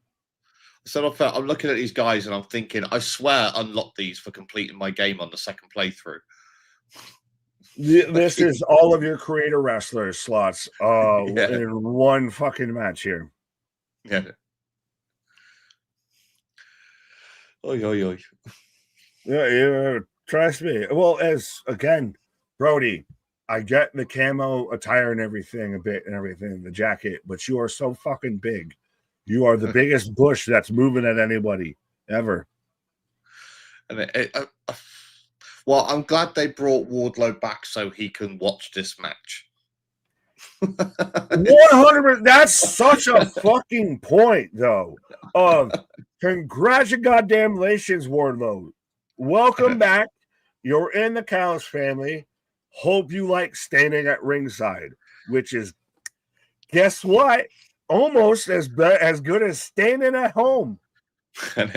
See, that's another one, like Forbidden Door with Wardlow coming back. I said about this the other day, but I was like, why didn't they should have him interfere to change the end of the match than have him come out afterwards? It feels like such an obvious way to be. You have somebody come out in the match and smash them and cause the win. It's like, oh my god, we know he's joined the family because he helped end them up win. With the Callis family, he should have been the one that sat there and destroyed Swerve's knee and everything like that, and put him on the bench instead of he just sat there and he beat up Prince Nana for a good bit. Yeah, just do something. It's right? Bloody. It just threw me completely because of the fact that it's just like it's almost like we've had the high, we've come down, and now you're giving us some exciting, but now it's only mildly exciting because it's like, oh, okay. Instead of it being like that, who the hell's that moment when they attack? Right. Well, I'm gonna go on my little Wardlow spree here and everything like that. I'm gonna go sit by ringside here for a minute. Folks, again, let us know who you got for this match. Whether you got Team Callis or I can't even say Team Callis or Team Babyface. Whether you've got tag stream champions or you've got Team Callis. But yeah, I'm gonna go play my Wardlow part here, and I'll be back at it like a jackrabbit. So you watch me be lost as the match goes on. So Josh Alexander, because I know he's good. We don't know what you're going to go into. That Mercedes section just got to him too much. But so look, Townsville Grimsby United. I caught the end part of it, and also I was tracking the score once I found out Grimsby scored first. So I'm a Villa fan, so I found out twice as funny. Bad booking, bad matches, Tony Khan. Yep, that's pretty much the somebody we have now. Somebody who's questioning a kid. Well, yeah, it could be someone that turned into someone at least, if they're allowed to do their thing. And Hikaru hasn't cut one promos. Wanted I saw a catch up. I don't know. I used to love Ring of Honor stuff back in the day. It just feels like it's been watered now to me. I'm driving a ship. Everybody put your seatbelts on. It's solo time, sponsored by nobody. I should have been use the torch Spitfire. Yeah. Yeah. Yeah, it's just us now. the chance to get Austin get Beatbox to say a line for Austin Powers. What line would you like me to say, or do you want me to just pick one? Okay, Dave. Yeah. So tell us the truth. How do you feel about Austin Powers? I feel it's groovy, baby. Totally groovy, baby. Vanessa, darling. BBMDP. I love how novel you guys find it having a British guy on. I'm here to entertain. We're literally looking earlier saying about we need to watch Austin Powers again. Frick it, I love those films. Especially when they brought Michael Caine into it as well. You got an issue? Here's a tissue. Oh, do behave. So I retain ourselves more now because the match is not doing. I try to be as positive I can with AEW because I know there's people out there that love it, and I'm glad that they have something that they love that they can enjoy as an alternative to WWE. For me, it doesn't tick my boxes, but from the odd thing here or there. But yeah, it's a hard sell for me what it's become. Look that one up. Stone Cold Steve Austin Powers. I'd be interested in it. Oh, whoop your ass, baby. Bros, what I hope Braun Strowman's been WWE. Yeah. Yeah, Braun was always a weird book. I love Braun Strowman. I think guys can be a bit weird at times, but yeah, it's I know his injury put him back with his knee. I felt bad with him, but still the booking for him was terrible. You've got somebody there that could just be a power giant and doesn't have to do that much. And they still just couldn't book it in. Hey, Devin. I'm watching Benny Hill. That music works for anything. It's just a shame it's a copyright to Almighty Hell. I'd use it all the time. The mobility of Andre. Well, that's the thing. He had that. He lost some of the mobility in one of his legs, but he trained around it. It showed just.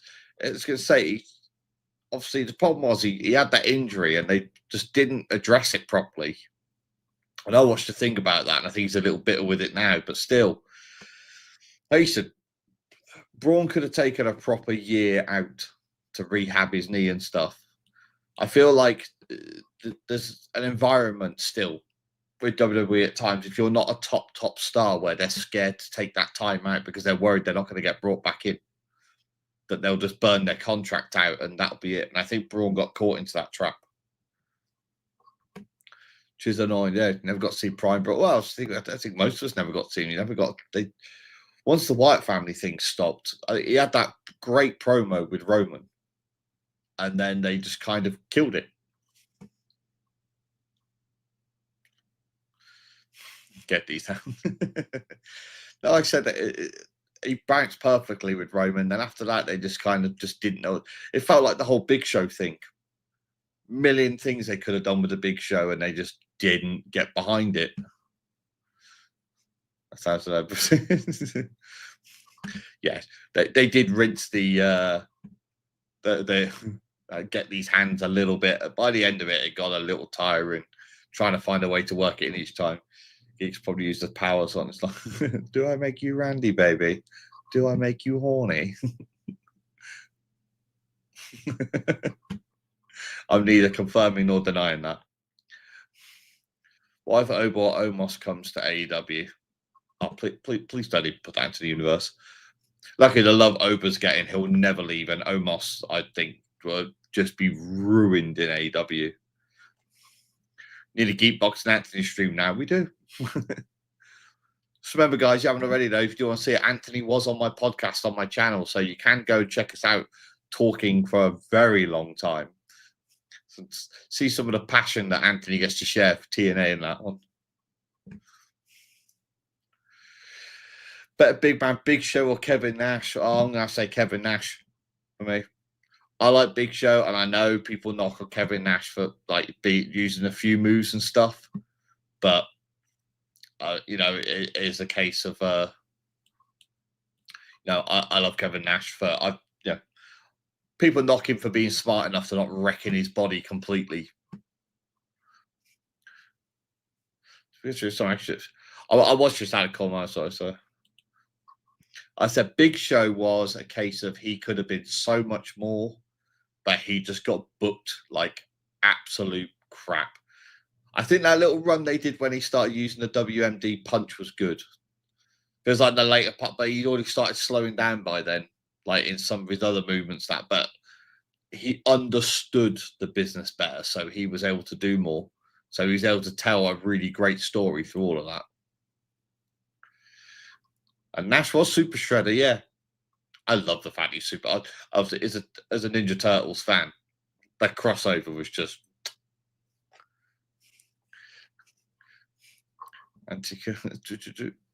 Memphis Wrestling. You were raised on good wrestling then if you raised on Memphis Wrestling. These hand sounds like something the demon on the edge of my bed says I'm sleeping.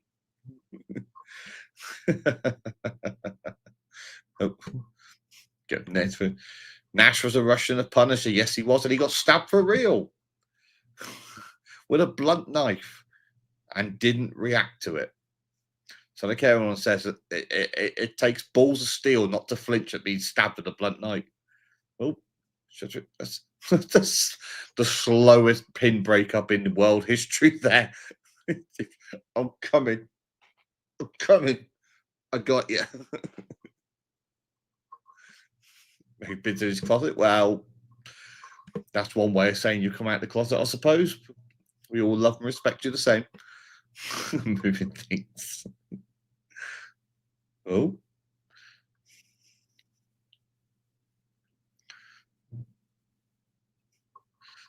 Oh, Takeshita and Okada got a little thing going on there. Okay, I'm gonna put down the pen.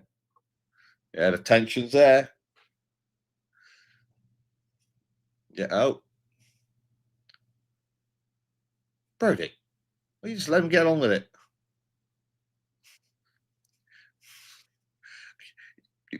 That's just got two tiers to start fighting each other and they interrupted it immediately. It's got baby brain. That's what it is. It's got baby brain killing him.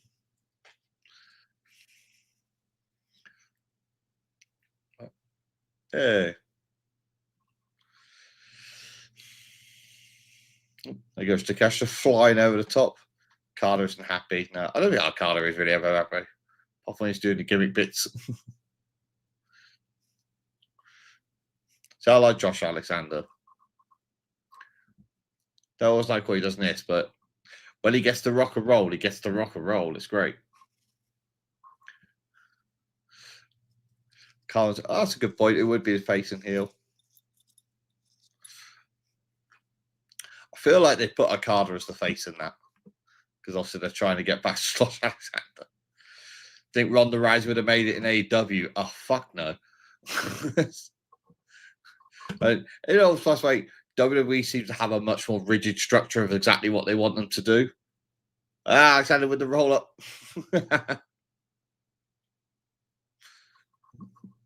I could take that. That was a clean point to the end. I like that. Made up for the rest of the match, mostly.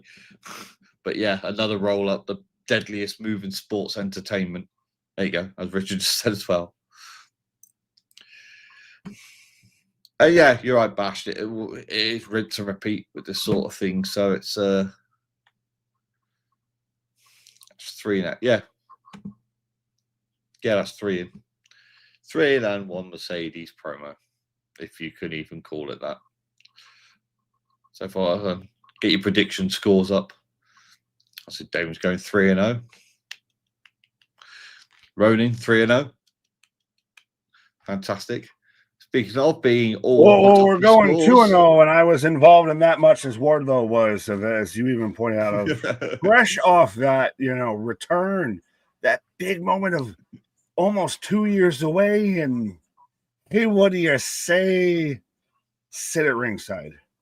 I was really excited that Wardlow watched that match like a champ.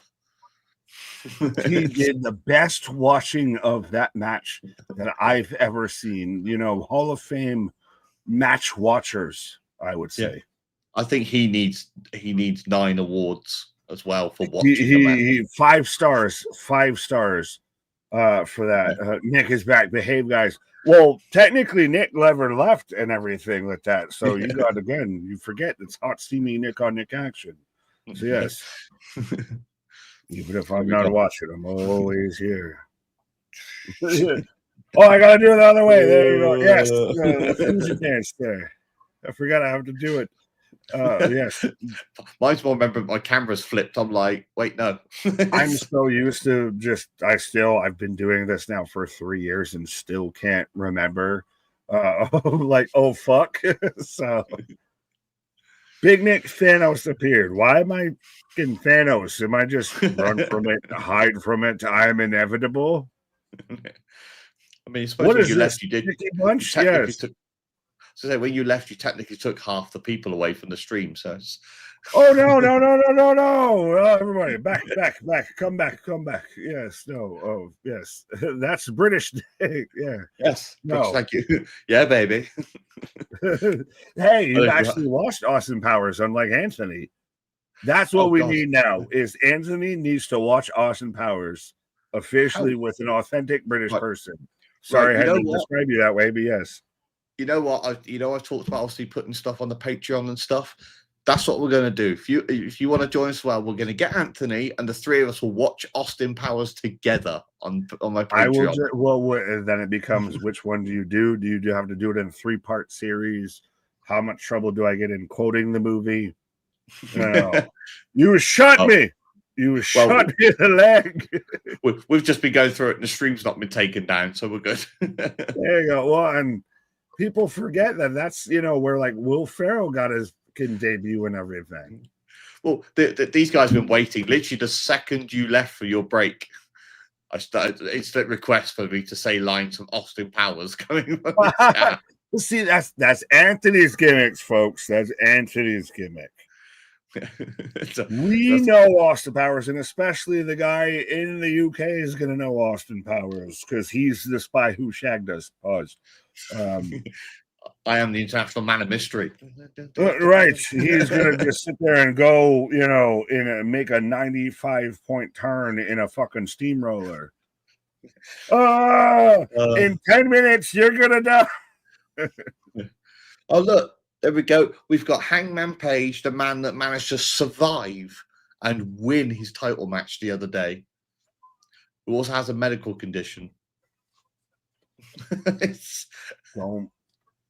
Don't even get me started. As he has to only put over Will Ospreay because I'm the world champion. So you know what I should do is put over somebody else. And don't even get me fucking started on that match because that just... you could do what they wanted to do, but they sold it so fucking wrong. And KJ pointed out to me, obviously, that all you had to do was start to play his music and everything. You actually won the match, and everything fucking changes. All of a sudden, everything's fucking sunshine and roses and makes a bit more sense. And instead, they just ran through it and acted like Remsburg never counted 3. But it's like, we have eyes. We have eyes. Yeah. That's what I mean. Just a lot of stuff at AEW feels like they're very much like trying to telegraph what's going on with the next thing constantly. It's very hard to surprise the audience with anything like that. But they think they're fucking doing wonders. They're it's all Nigel magic tricks. So they think they're pulling the quarter behind you and you're fucking still shocked. Yeah. Why does it feel like Hangman's trying to cut Cody Rhodes promo here? Because AEW hasn't been the same since Cody Rhodes left. Yeah. Fuck a CM Punk issue. AEW changed when Cody left. Yeah. Well, their legitimacy went out the window, didn't it? Well, the way they booked Cody at that last year, it's just when he couldn't go for a title match and that anymore. I remember that is one of the things that literally started leading me down the road. I'm not even watching this. I was like, I don't know what's going on at this point. It's Irish Nick Geekbox and Nick. How Do you get often confused as being Irish, anything else? Because especially the beard. I think people that get my surname that know enough about Irish heritage, so I mean, actually they see it and they get that, and then when I say I'm actually English, I've got the Irish heritage, then it's be like, oh, okay, because obviously it's that sort of going through that when you're in Ireland, it's like hearing the name Smith in England, or I don't know what the American equivalent would be, but it's funny as Don. Fuck off, Don Callis.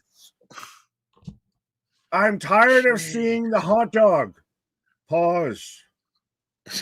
It looks like his head. They put his body in his suit and then inflated his head out the suit afterwards. Yeah, he looks like Roger from American Dad. Yeah. Or the human equivalent of a bowling pin.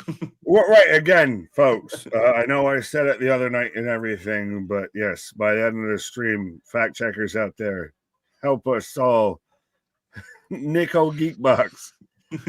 Now you've become Scottish. Now you've become you're up there with KJ with the eye on the brew. To be sure. Tired of you. Goddamn right I am. Pause.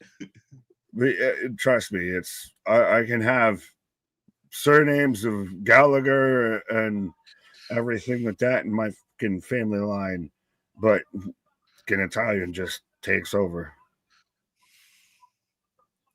I know I got half of them under contract. Trust me, we fucking know too, Don. You have more people under contract than Tony has people under contract.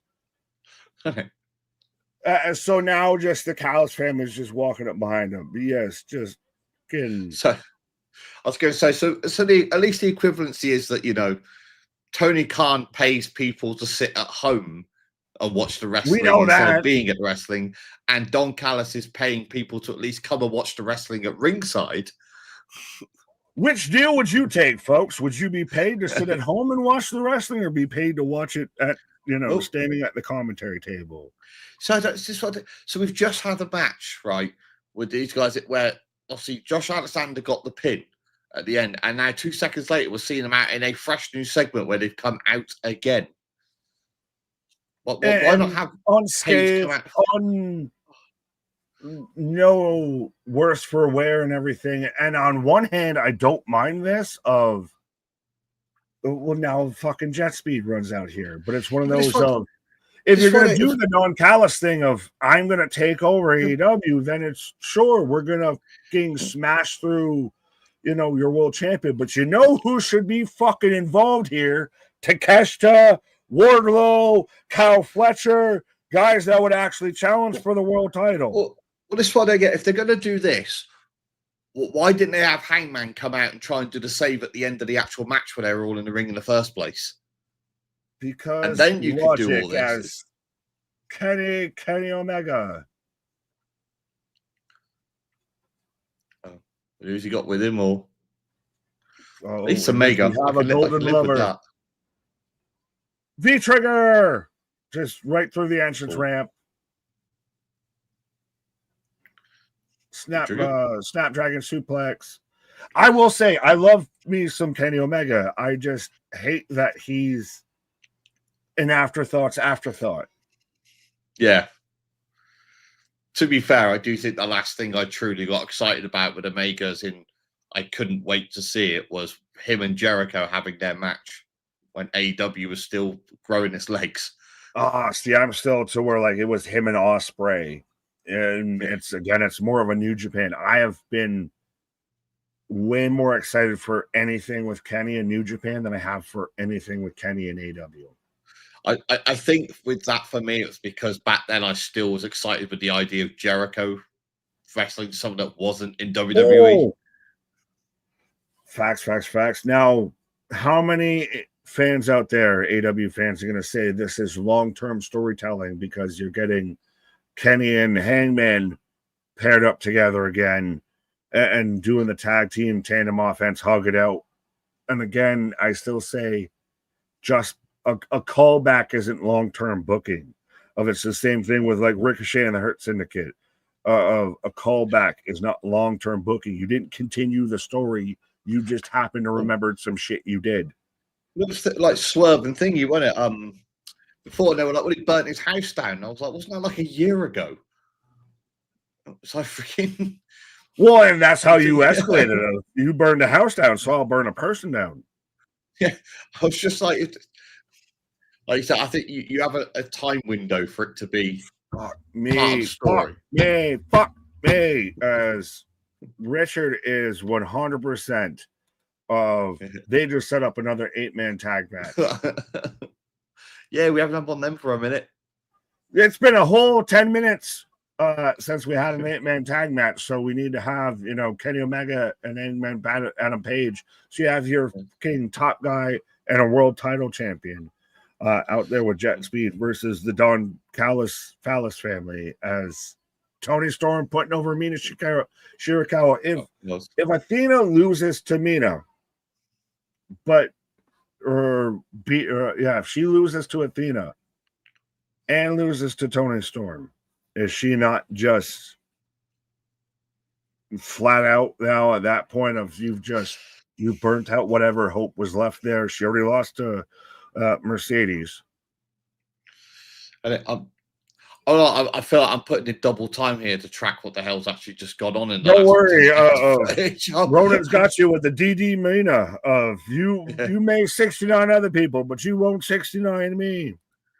There you go. I was like, okay, we've got to me, and then flicked and then went back, and it's like, oh, okay, we've gone to Renee again now. Well, Mega's saying I can't stop staring at us. Then random ass Power Ranger shit is I got Rick O'Shea.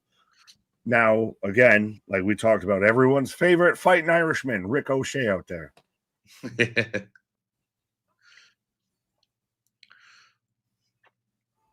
Dear. So this is for the trios titles, as we've got Ricochet with the Gates of Agony coming out. And again, did the Hurt Syndicate not even being involved in the finish, like not take a pin, not being at ringside, anything, prove the whole statement of AEW wrestlers, how can I say this without upsetting, without having SRS in my DMs? They don't have creative control. They have creative influence.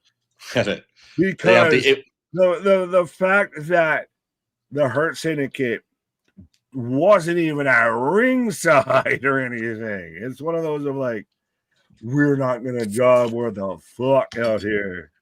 Well, it's what I get. They said about the fact that that nobody has creative control over themselves in AEW, but the Hurt Syndicate has been able to refuse to put people over because they feel that it would damage their team and what they're trying to do. Right. So, well, if you're refusing to put people over and the boss goes along with it repeatedly, you have creative control.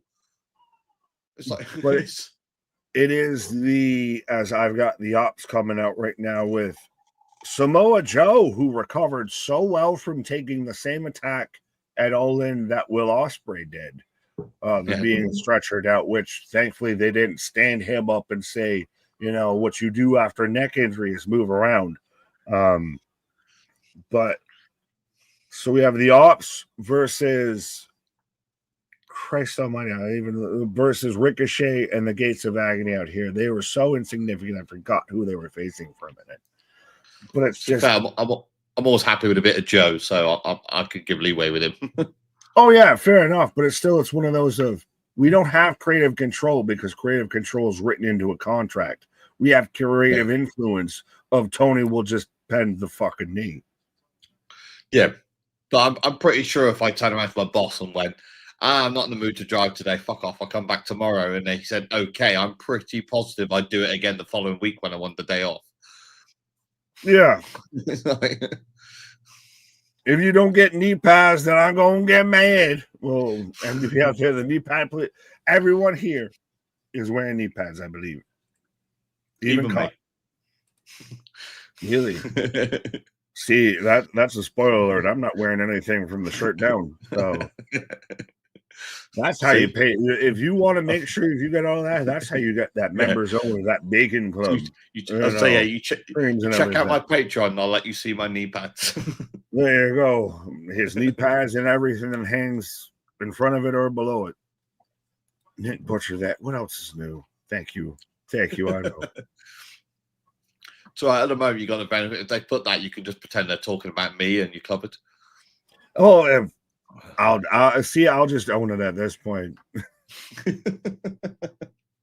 I've said one thing wrong in Spanish of mucho gracias, and the chat for the longest time still will not let it die of that. I cannot speak Spanish. KJ's fucked up every name for 3 years, but I say mucho gracias weird one time, and I'm fucked. Oh. See, I know a couple of basic things from going to Spain when I was younger. I've actually said, because I did a Duolingo thing, I've been learning. You actually have that opportunity. I know from Dora the Explorer. If it were. That's the American education system of expansion into all of that shit. See, I will say right now, if what they were doing then, just exchanging chops with nothing, was what Gunther did, I would completely agree with Bret Hart moaning about Gunther. But no, that's an example that Bret Hart can use about the way chops being used in matches. Well, Bret Hart really loves what Bret Hart did, and everything else isn't good. And that's the issue. There is no other good wrestling outside of what Bret Hart did to Bret Hart. I know. I genuinely believe that Goldberg kicked the good part out of Bret Hart. His soul just left his body then. Yeah. Somewhere out there's a spirit wandering around with Bret Hart that's really nice to people. Oh, I actually like wrestling. Yeah. So he talks about, it's just when he slept, they should do that. They didn't do it. And it's like, Bret, it's one of those things of you left WCW and WWF continued to get bigger and bigger. You were not the pin holding it together. It's like you were a part of it, but you were not part of what made it continue to grow. Get over it. Facts. As I go to commercial, as I have, how do you feel quickly on Ricochet and the Gates of Agony basically just doing DIY on the apron? Yeah, it's kind of DIY Junior Edition. Yeah, just it's bolder. It's bolder somehow. I like. It's a great example. The whole thing they started doing where they constantly slap Ricochet over the top of the head. I started getting a tiny bit of movement where I was like, I don't like Ricochet, but I can respect what he's doing right now to get people talking about him. The second they started doing that slap on the head thing, by the second week, I just stopped paying any attention to what he was doing again. But did you see that he's trademarked the name Bald? No. He has trademarked the term bald, as Charles out here saying, "Oh my God, I just don't get it. We have the night after Forbidden Door and not one surprise tonight or something to shake this place up and specifically at you, but I feel like you had all your surprises on Forbidden Door." Well, I think that was the great surprise, that they opened the door and no one turned up. Knock, knock. No. It's like literally, I think they're going to have to give some of those free tickets away to Japanese stars to get them to come to the next one. Should they do, as again, I'm in a commercial break, should they do when it gets away of around issues that I had with like the MJF match and everything, of you adopt New Japan rules to certain matches if you're not going to have as many New Japan crossovers and everything. They're already fast and loose with their rules as it is. So, hey, how do you work around a count out changes a title? Yeah. Well, now it's a 20 count instead of a 10 count. Yeah, I feel like the two parts at one. I think it's a great idea having the New Japan rules in place. because it gives people that look into how things are done in New Japan. Like some of the matches they had for where like you can get disqualified for going over the top rope or even leaving the ring. I love when they do those matches where if you leave the ring, you get disqualified. If you throw your opponent out the ring, you get disqualified for doing it. So it makes them stay in the ring and fight each other. I think the other thing Forbidden Door is, for me, is they need to stop making it a yearly event. It's getting like the money, like TLC syndrome in WWE and that. If Forbidden Door turned into every few years, this goes on, and then Tony comes out and says, you know what? You've got problems.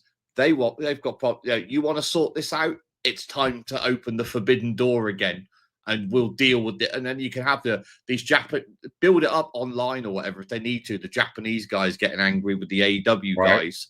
It will be obvious, when they start building up to it. But it starts that buzz of, oh, they're going to do a Forbidden Door soon because so and so and so and so have been arguing with each other, and then.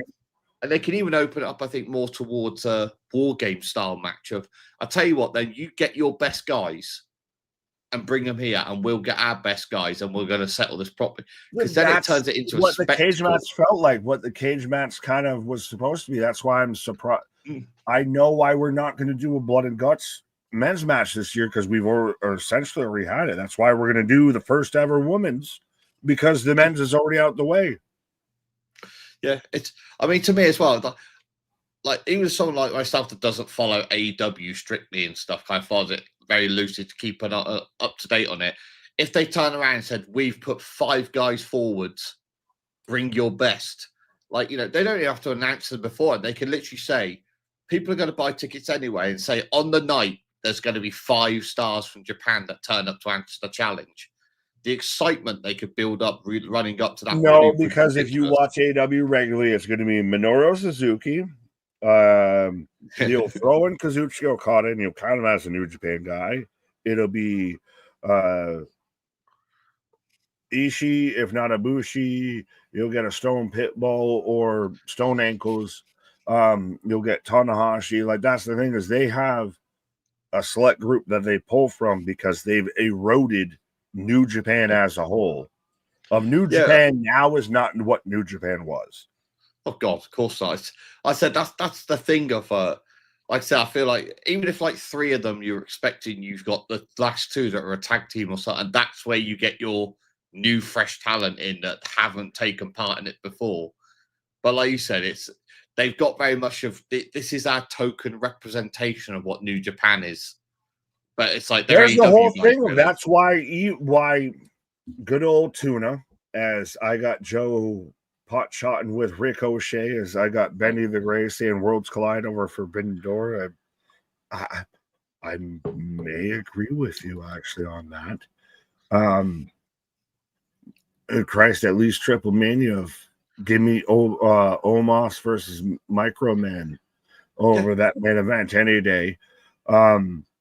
But Evil doesn't get booked as a top guy in AEW, even though he's a top guy in New Japan, because Tony doesn't get behind the gimmick, doesn't want to run with it and everything. So you're already handicapping New Japan of this is one of your top guys. Like, think about it. New Japan right now, David Finlay doesn't get booked in AEW. Gabe Kidd gets booked as a fucking sidekick. Yoda Tsuji doesn't get booked in AEW. Evil doesn't get booked in AEW. Fucking not Shibata, Christ. But anyways, of that, there is a ton of huge talent that is over there in New Japan that are the New Japan's top guys that don't get booked in AEW right now with this whole Forbidden Door. Yeah. So literally at the same time trying to track a comment that's attaches to a comment to a comment. Fair enough. Give me a name and I'll still, but I see Randy, I see Daryl. Who you got? Give me a name. I see Daryl's put up about the comment he's got that's his comment. Geekbox view Rick Dawson. Oh, that's where I was gonna go with Rick out here saying Sup Nick and Geekbox. I get what Charles is saying. Remember the days in wrestling where we had a debut to and the motherfuck to end the show or something to say, oh my God, can't miss next week, like NWO type or Austin turn. Pro wrestling has moved so far away of leave them wanting more. Yeah, exactly. And that's the thing, because I say it's right, that it's the absolute perfect example of, I mean, I'm going to ignore the Austin turn because that just sucked overall. Austin You didn't have the two-man power trip out here, him toasting with McMahon of, but that's JR of Austin has sold his soul to the devil. I'll tell you the latest example, even though we knew he wasn't going to be on the next show, latest example, Brock Lesnar coming back. That instantly shifted the whole dynamic. Show. I thought they would have carried over with it. Yeah, I figured they weren't going to carry the next show because it's like, I feel like his return was also a testing of the water before they book any dates in for him. Come to Hurt Syndicate. The Hurt Syndicate coming out right now. Shelton just looks like he's worked up a sweat. People. We shirt people as we shirt. Yeah, so the babyfaces get the win over Team Ricochet, and now, see, this is where I would have liked if the Hurt Syndicate was tag team champions. This is how you can build a fucking tag team division. Thing is, it's just that thing again. I think to build a tag team division, you have to have at least 3 strong teams that you can bounce off each other and then bring in the other. Like, part of the reason the tag team division was so strong in the early 2000s was because we had the Hardy Boys, the Dudley Boys, and Edge and Christian. And anyone else that got involved with those 3 teams just got pulled in and made to look like gold. Now, 2 questions. Is it interesting that we have a company to where EVPs of the company are tag team wrestlers, and it was supposed to be part of their focus is a tag team division, which is probably arguably one of the weakest in wrestling. And also, speaking of 2000 tag teams, we also still have Edge and Christian, the Hardy Boys, and the Dudley Boys all still active as tag teams in 2025. Somehow. Well, I feel that's most of the way. Like I said, one of the concerns is obviously they're doing this match with Devon, but we also know that Devon apparently is holding on with twigs to stop his legs and his back from giving way. Well, I mean, he can't be any worse than Goldberg with battered knees or Tanahashi with knees that were hung together with fucking paper clips and rubber bands. That's true.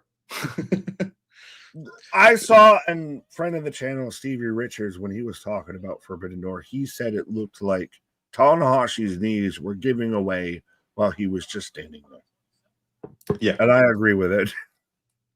Well, says with Goldberg, wasn't it? A few times lean on the corner. It's like, oh, he's thinking about what he's going to do next. He's like, no, he's trying to get the feeling back in his legs. Yeah, he's just trying to make sure. Put one foot in front of the other. I was going to say, not to short, like the last match that Goldberg had, I have to say, was nowhere near as terrible as I thought it was going to be. Is that because of Gunther? So, oh yeah, Gunther's a big part. But obviously, your dance partner's the one that makes it up with you.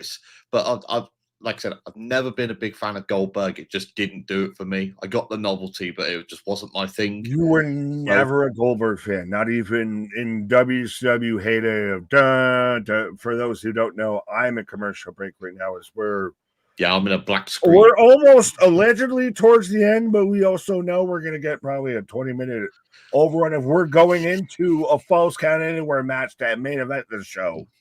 So, I said for Goldberg, I think it turned into, like for me, I used to watch WCW on the replay. So I used to watch Raw first, watch WCW after when it came out 3 days later for us. And it was almost like that. When Goldberg came on, it's like, I don't need to watch this match because I know what's going to happen now. See, and I was the different way of, I was one of those kids that flipped through and at times was almost more of a WCW kid than a WWE kid and had the VHS of Goldberg's whole run and everything, but you just dun dun dun dun dun, dun and somebody gonna get hurt real bad. What? That's the What most the random fuck is place to this? start. It's just- Dun, dun, dun, dun, dun, dun, dun, You know dun. what? No one knocked on the fucking That's Walmart, nice. remodel. Darby just out Oh, there the California again, Walmart. false count anywhere. So we're already on our way, folks. Let us know who you're taking. Whether you got Darby, you got Claudio. You know, it just made me think of do you remember that match that became famous where Kane was walking down the red corridor and then they just ran out of corridor and he's just walking backstage normally? And it went from menacing to like he was just trying to find his way to the ring. Well, speaking of finding ways to the rings, if I always still remember Jericho to where he would be locked out of Nitro and everything, and then go and open the door, and the door would open and shit. Or someone would literally think it was legit locked out, so they pop open a side door out of fucking nowhere and everything. Yeah, and he's like, thanks. Yeah. Fuck. I did a funny one, the reverse one with Scott Steiner. Have you ever seen that where he's No. he was supposed to be, he chased he ran out to the car park and chased off Booker T. Obviously, do his heel thing, and then he was supposed to storm back in the building. Then they were going to play his music.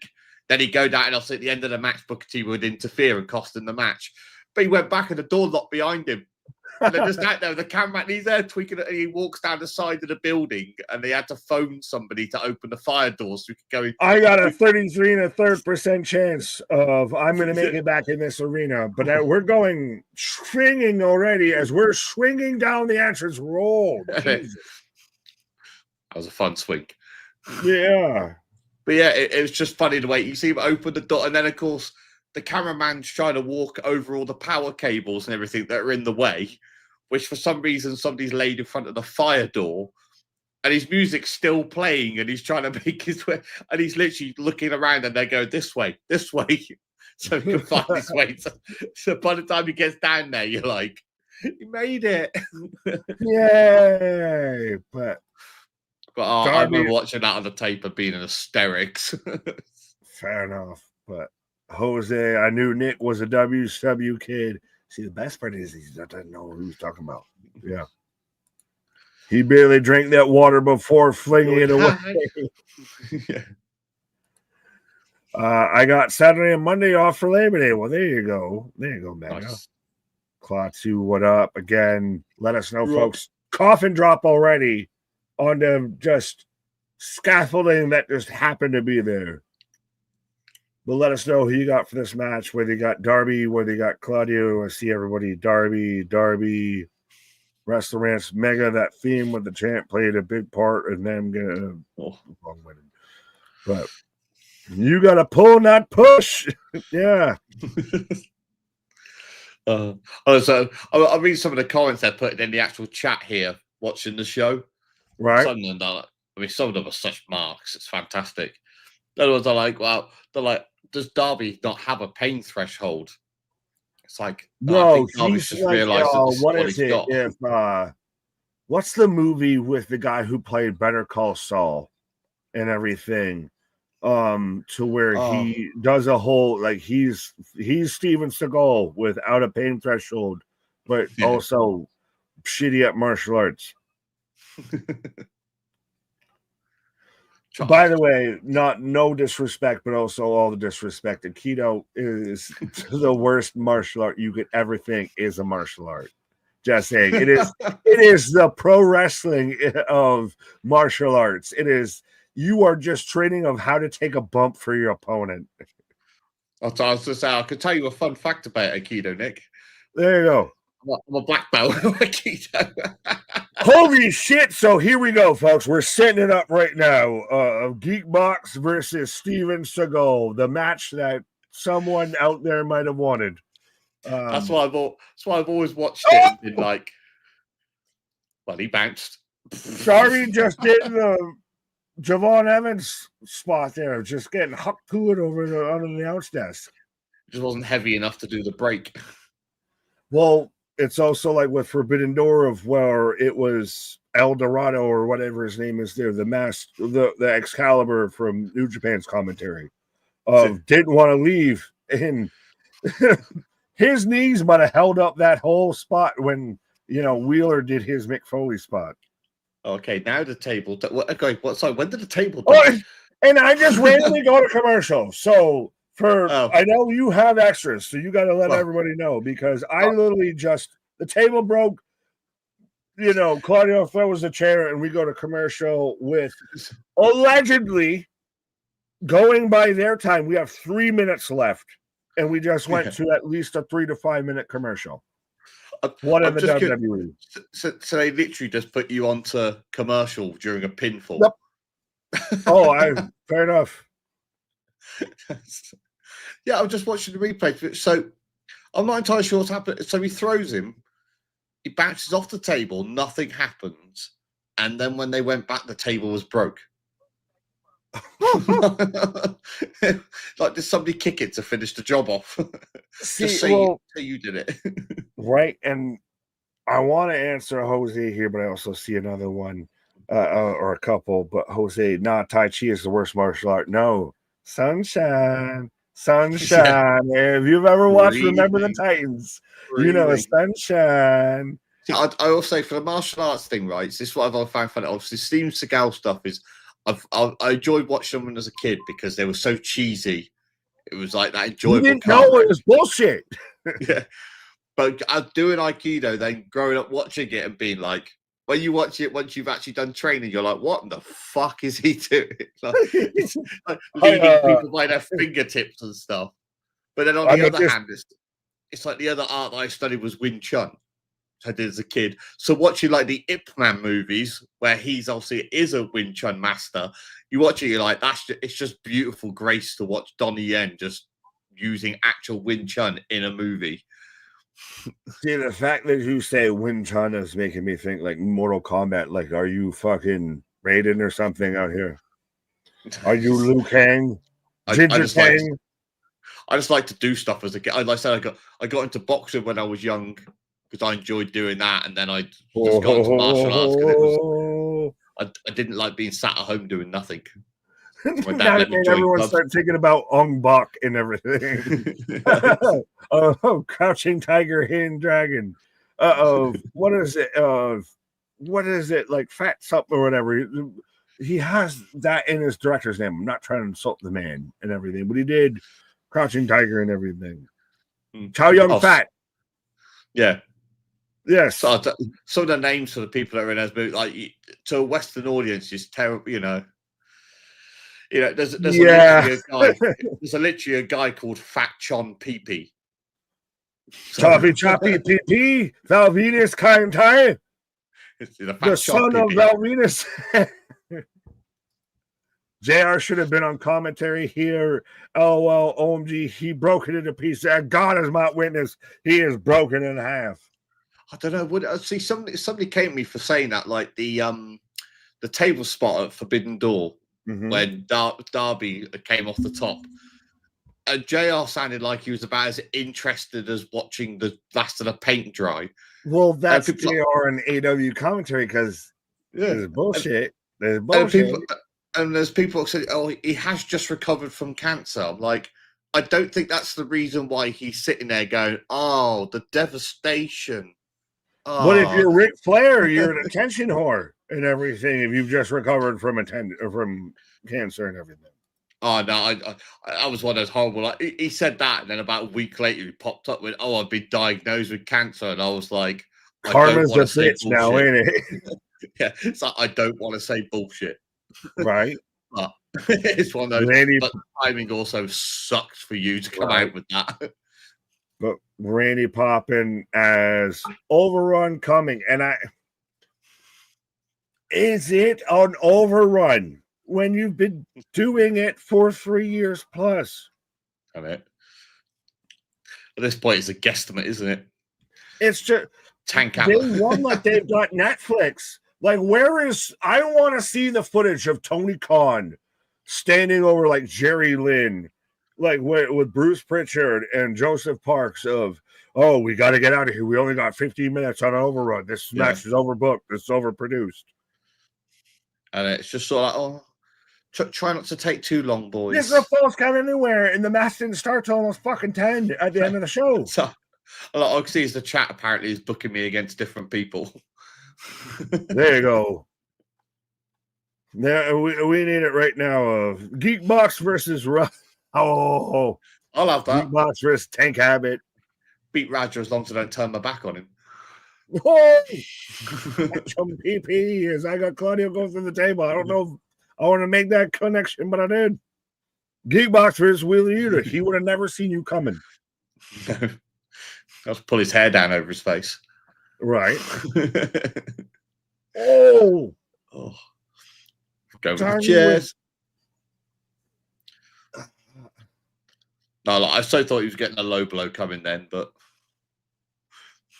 this should be though, like this should feel like a blood feud, and instead this feels like ECW fan service.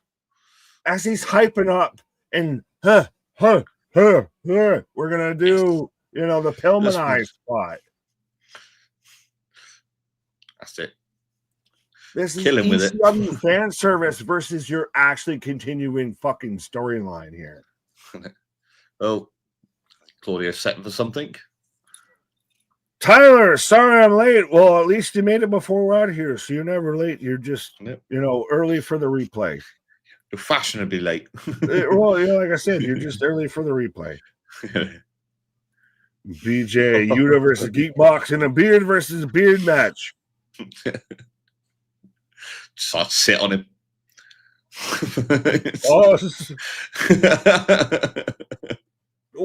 One count. The table didn't. One count. As now he just gets hooked into a table in the corner that doesn't break. And so now I'm going to do it again. Now I'm going to fucking powerbomb you through the table. Now it broke. On one hand, I feel like AEW is like, it's keeping its image. It's keeping the way it's fucking going of if this is what every diehard sells it to be, I guess we're doing great. But I know this is literally the first time you've sat there and watched through a full episode of Dynamite, and we'll see how your rating is at the end of all of this. I hope I didn't skew you or the chat didn't, but yeah. Let's just say so far, I'm glad I've had the stream to keep me pumped and occupied. Keep you still watching? For those who didn't know, next week we also get an all-star 8-man tag match in case you were worried you might go a week without one. In case you're worried they're going to go out of fashion. They went so out of fashion so fast they were never in fashion. No. Oh. Do not do another roll-up win. Fucking. Well, why does Darby look like he's like from the nation that King Kong was on? He's from Skull Island. Yeah.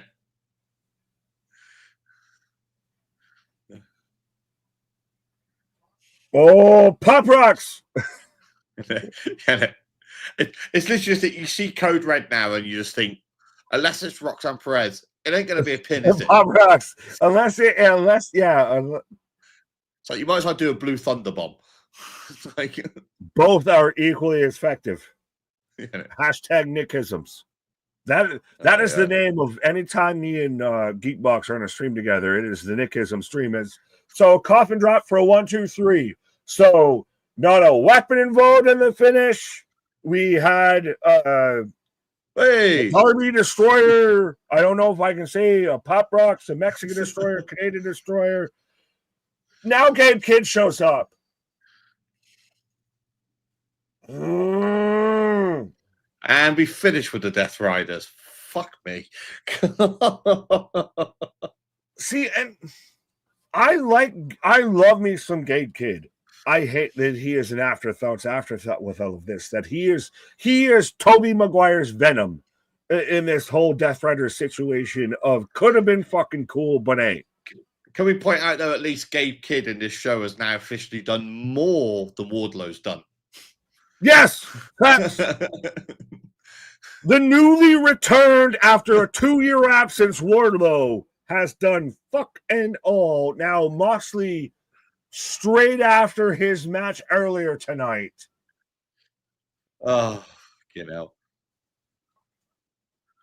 Would you have done more of the? You're just running away. Your big heroic babyface is running away from the big bad bully Death Riders.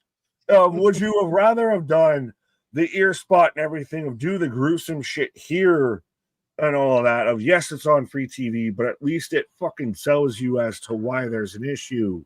Like it's the whole Death Riders thing, and I know it's the end of the show, or at least hopefully the end of this overrun. But the whole Death Riders thing, they keep doing it backwards. They keep doing it, failing, and then trying to think they can reinvent it and fucking failing at that too.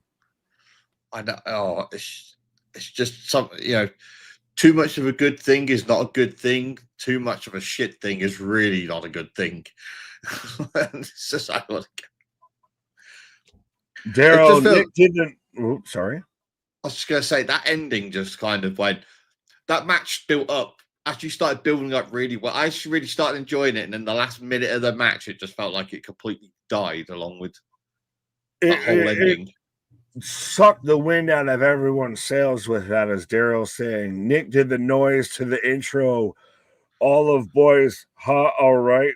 Steven Tyler, is that a song or I'm not trying to be Steven Tyler, dream on, dream on. Dream until your dreams come true. Just high pitch fucking here. Yeah, I said that. That was just a confusing ending off all that. Folks, that I am out of almost words to say with that ending. Of it had good components. It's just terrible execution. It's like if you have filet mignon and you somehow manage to fucking turn it into beef stroganoff. Yeah. But let us know how you feeling out of a 10. What's your rating for Dynamite tonight? As Anthony out here with hashtag Nick Rant Show. Now, see, you got double dose of it here. Normally, you only got KJ rants. We got 2 rants. You've taken over the rant reign. I'm on a rantasia. So now I'm taking over the rant reigns. Rant.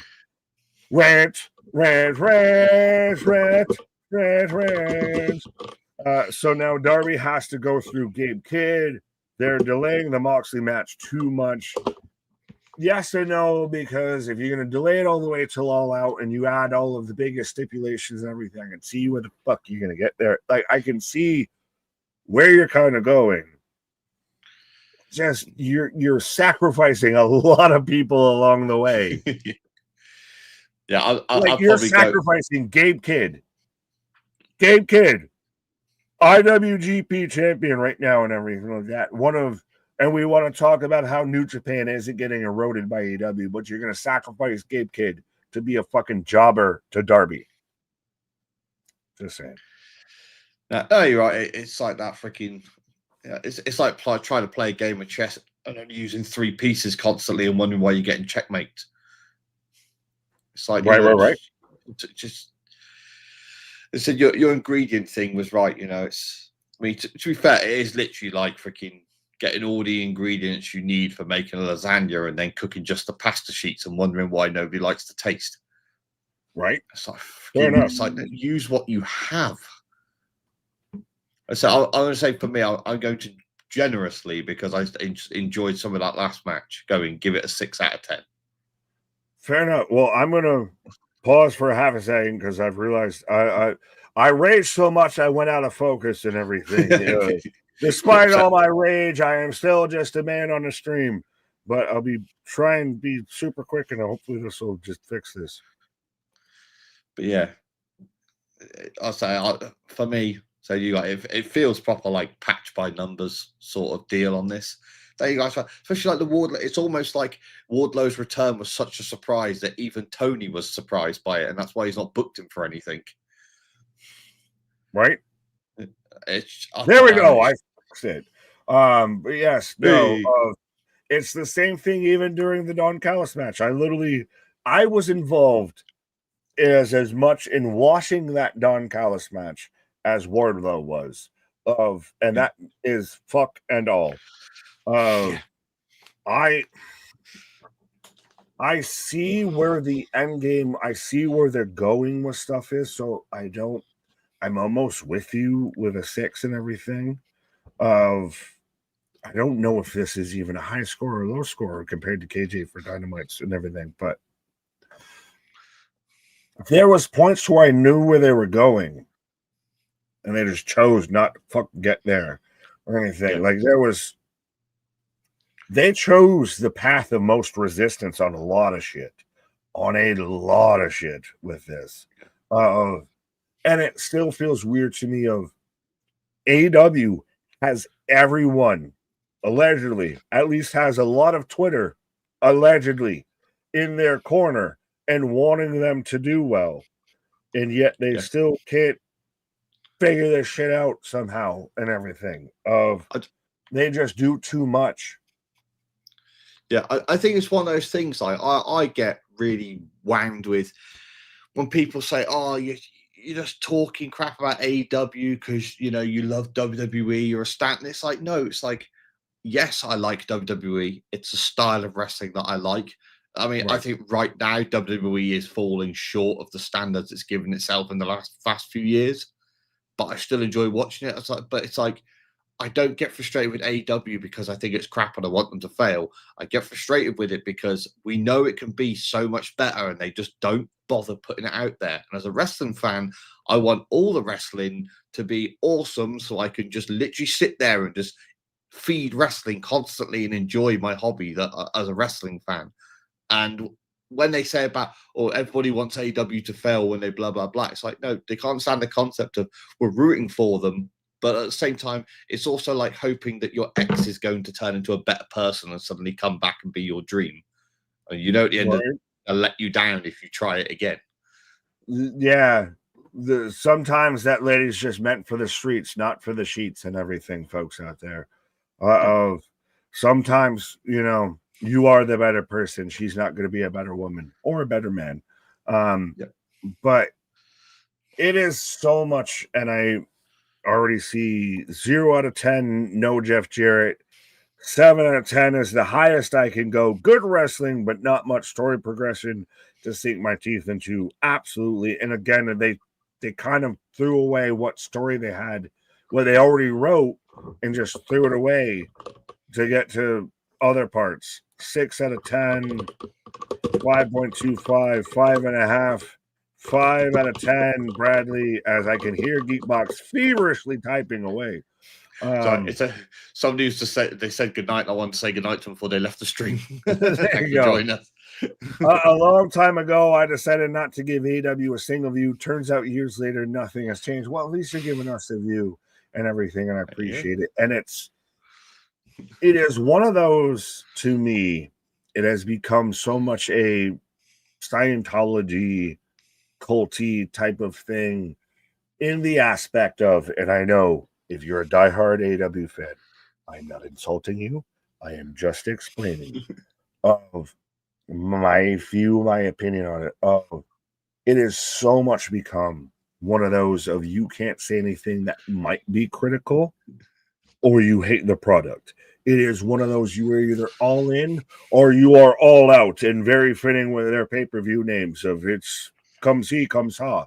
But it's one of those of you either are on the Tony Khan tap or you're not. And it's one of those of you can't have an opinion that things could be better because then you hate it. That to me is the biggest off-putting thing on anyone outside of like to try and get an AEW. Yeah, I've said before what part. I'm going to say it's a small part. Try not to, but that part of the AEW fan base is the most damaging thing that AEW has going for it right now, because that's what people see first and foremost when they look stuff up and they see it online, etc. is these absolute freaking Muppets coming out with these wild. I can't have an opinion. I have to attack. Like, it's when they go, this happened. Yeah, this was on the show. I loved it. Moxley bled. Like somebody threw themselves through a table or something. It's great. And you're like, oh, fair enough. They really enjoyed the show. That's great. Oh, and they wouldn't do that in WWE. Why do you need to mention WWE? So what was the requirement at the end of that whole thing to mention the fact they wouldn't? It's like, if you don't like it, then don't fucking watch it. Because wrestling. And I guess question of the night now of let us know comments after the stream of what Muppet would you be? And I guess I'm Gonzo. It's time to light the light. It's time. Okay. So I'm just going to interrupt. I've just seen that they're talking about my cup. Be clear. It's a horn. It's a horn made out of a reindeer. Oh, you heard it here first, folks. Geekbox is a horny bastard. Not to be confused with Pac, who's just a bastard. But Geekbox is a horny bastard. Are you from Newcastle like Pac? No, from Birmingham. From Birmingham? I've never heard of Birmingham. I've heard of Birmingham. So I'm going to clean my ears for the fact you suggested I'd be from a Geordie from If I was from Newcastle, you wouldn't be able to understand the word I was saying. From Newcastle upon Tyne? Yeah, to do the Geordie accent, I put my tongue into my throat. Hey, we should do this for all the AEW fans out there. Let's pretend. Let's pretend we had a good show. Ah! Wait, do the dance. Right. We got to do we're all just Nina Shirakawa here. Oh, I got to do it the other way. Yeah. So this is what you paid for, folks, or what you didn't pay for. What you're watching free on YouTube is for two bearded men to just do their best Nina Shirakawa impression. I think people are starting to realize that KJ may be the adult in the group. Oh well, just a wee bit. See. Sorry, this is what happens when you are left under semi-adult supervision until fully adult supervision. But no, this is why we're always having a full-time out here. And this is why we are the Wrestling for Life Network, why we are the hashtag WFU, why we are out there spreading the good gospel of we are the anti-IWC out there. We aren't out there with the Mark Henrys or, the RVDs and everything of having backs on people that should be behind bars and everything. Yeah, fuck both of them. Let me get through some of these ratings. We can still maybe talk here. We got a 20-minute overrun here, but yes, Klasu with a 4 out of 10, a 5 out of 10, DJ with a 3 out of 10, 4 to 10. Oh, we might be high with a 6. That's craziness. 5 out of 10. I saw Jose saying, welcome to the hell that KJ deals with every Wednesday. Now I get why he's insane. 5.5 out of 10, copying the table spot from Heatwave. 5. Yeah, see, welcome to KJ's hell every Wednesday. I've been here before with him, but yes, now. 6 out of 10, got season 27 premiere of South Park. Fair enough. TK continues to book boring follow-up episodes to pay-per-views. Oh. That's the biggest thing to me with Tony Khan. You have the momentum and you choose not to follow up. Can you say, Val, did you see Dave Meltzer's excuse for the last time that they had a dip in ratings the other day? Did you see what he said took away their ratings? No, because much like normally stale tuna sandwiches, I throw them away. So yeah, no. Yeah, apparently the Little League playoffs took the people that watched. We're getting beat out by literal minors. I don't know if I can say this on YouTube. We might get in trouble for this, but the literal Little League is beating out the Little League of pro wrestling. So either Meltzer's theory is that AEW fans are either taken away by any other sporting event or that they all like watching children. Take that how you will. What is the Republican Party? I digress. Sorry, I shouldn't have said that out loud. But I said the quiet part out loud. But Raheem, what's up, fellas? Appreciate you, Raheem. Yeah, but what so happens with all of the fours, the fives, more Tony Non? Yeah, it's more Tony Non booking than Tony Khan. But what happens to all of the millions and millions out there on Max and everything? I will say something that's quite sad to show. I've just seen really Bash put up the Hook return was like he never left, and until I read that, I forgot the Hook came back. Like I said, let's pretend we had a 5 out of 10. Randy, even Geekbox was like, oh, what for tonight? Yeah, and again, that's interesting because so on the jaded scale, on the thrown through a windshield and still friends with Bianca and Naomi, I'm on, questioning my friendship jaded scale. KJ's thrown through a windshield. You're still freshly jaded. You're still out there of, hey, AEW, you were in my neck of the woods. You were in my back door. You threw out there your best show, allegedly, out here and everything. So what do I get if I tune in after you? That is what you got. Part of me is like, fuck, I paid to watch that as well. Yeah. Yeah. You went through avenues to get that. You had to have conversations with seedy people. He had to make deals in back alleyways, folks, just to be able to watch this show. And I had more interaction than Wardlow to that. Yeah, he's done deeds that he can't undeed out there just to watch this show. I think it gets me because it's like I said, the thing that brought my pointage up was Josh Alexander getting a pin because I like him. Obviously, parts of the main event were actually I enjoyed watching because I like watching. Well, I still call him Cesaro. I just like watching Cesaro smack people around. And also, but one of the markdowns was I was looking forward to seeing what Wardlow did tonight. He's come back like he's going to nail someone. And all. Yeah, it's like it turns out I've put more work in during this live stream than Wardlow put in on AEW. Thanks. So, folks, we should be rewarded and compensated more than Wardlow was even throughout this. If again, be a friend, tell a friend, like, share, and subscribe. Go and subscribe to us out there. We're just hit 7.4. We're trying to hit 8K, 10K, all that. Geekbox out there with 20K, just strong flexing on us and everything like that. So, I'm not quite there yet. Whoa, close enough, but be a friend, tell a friend. Absolutely. But yes, a 4 out of 5 on a scale from 1 to 5. Huh? Hashtag WFU again. I forgot I still had that up. Yes, no, 100%.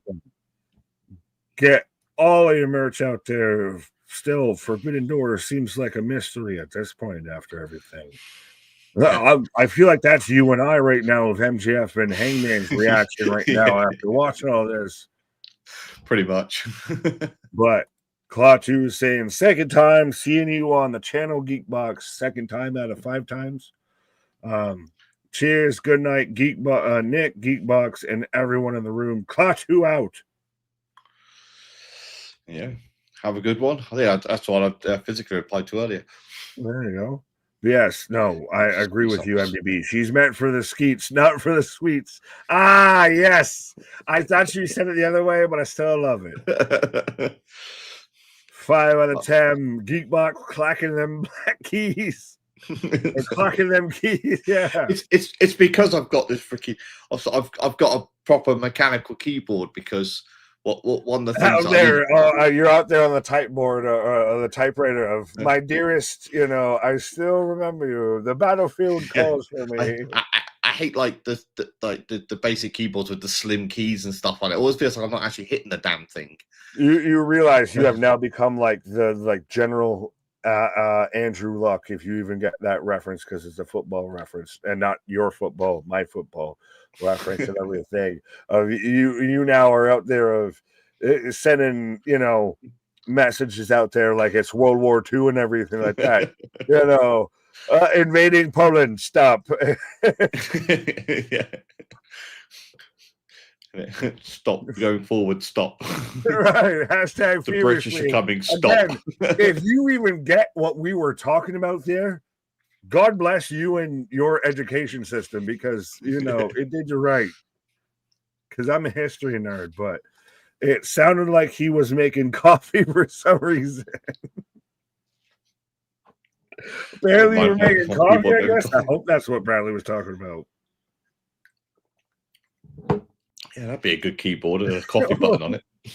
Randy, True Nick said it before. Am I just True Nick and you're past Nick or future Nick? Are you Duncana? Are you? I have to protect you, or you're telling me what's going to be. So I can go back in time to the start of the show and just say, "Come with me if you want to live." Right? Yeah, it's gonna be your end shot of just you with the thumbs down during the llama and everything. Do something strange for a piece of change. Friday after next. Yeah, absolutely. And speaking of Friday after next, I will remind everybody, if the slide is there. Yes, we are back at it like a jackrabbit tomorrow, 7 or 8 o'clock. Actually, I keep getting all confused with these timelines. It's McAvoy or Stewart. These timelines are confusing. 8 o'clock Eastern Standard Daylight Savings Time. We're out here for the predictions and preview shows for Clash in Paris of real Nickies in Paris out there. Yes. Do you have any last minute thoughts, predictions, previews? As I'm still trying to wrap through these chats of, did all that interfering and brooding and costing Moxley the title? Then once his boys couldn't save him, he ran.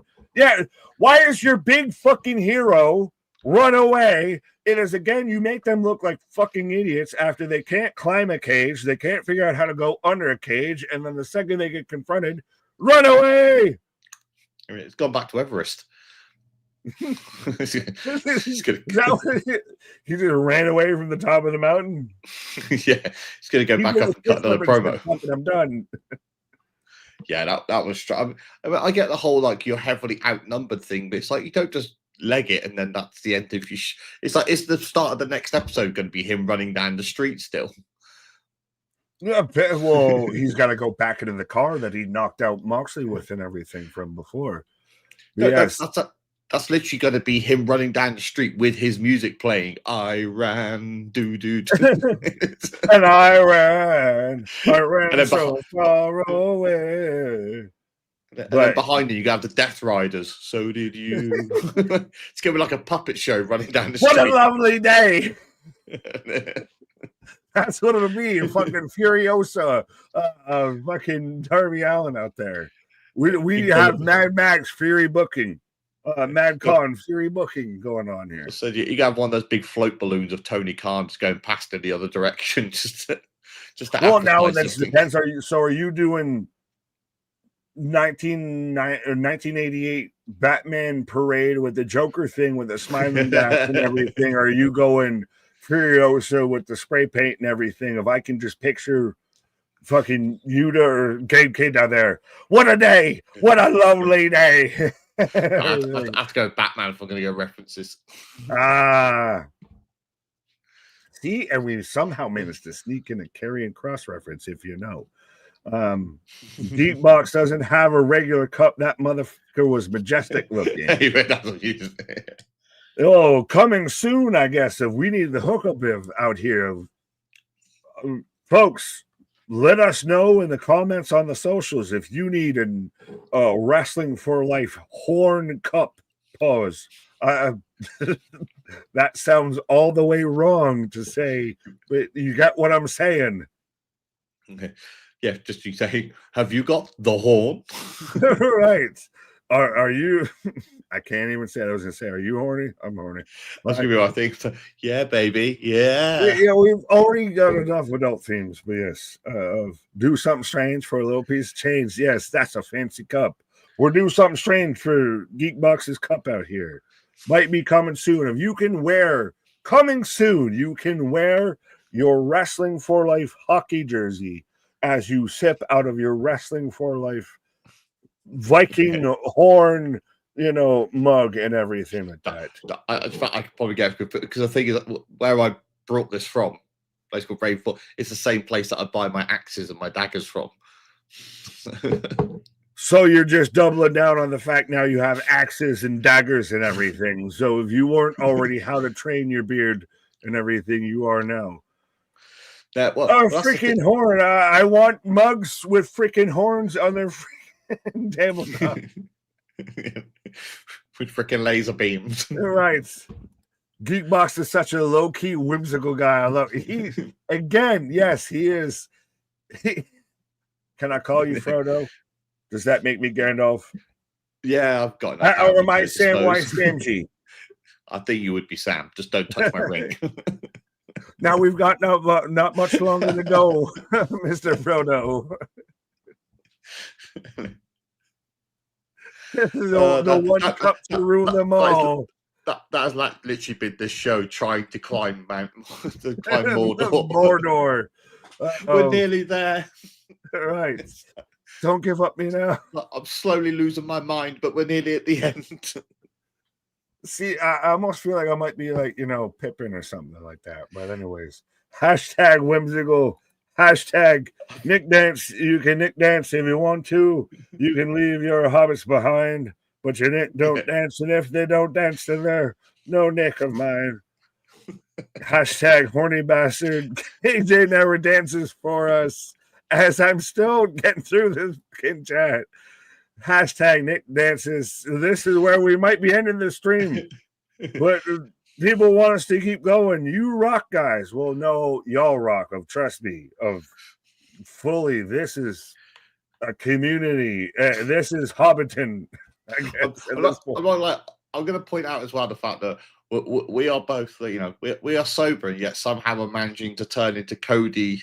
And I am not sober. I have never done a stream sober. You might be, sir. I am very much eat.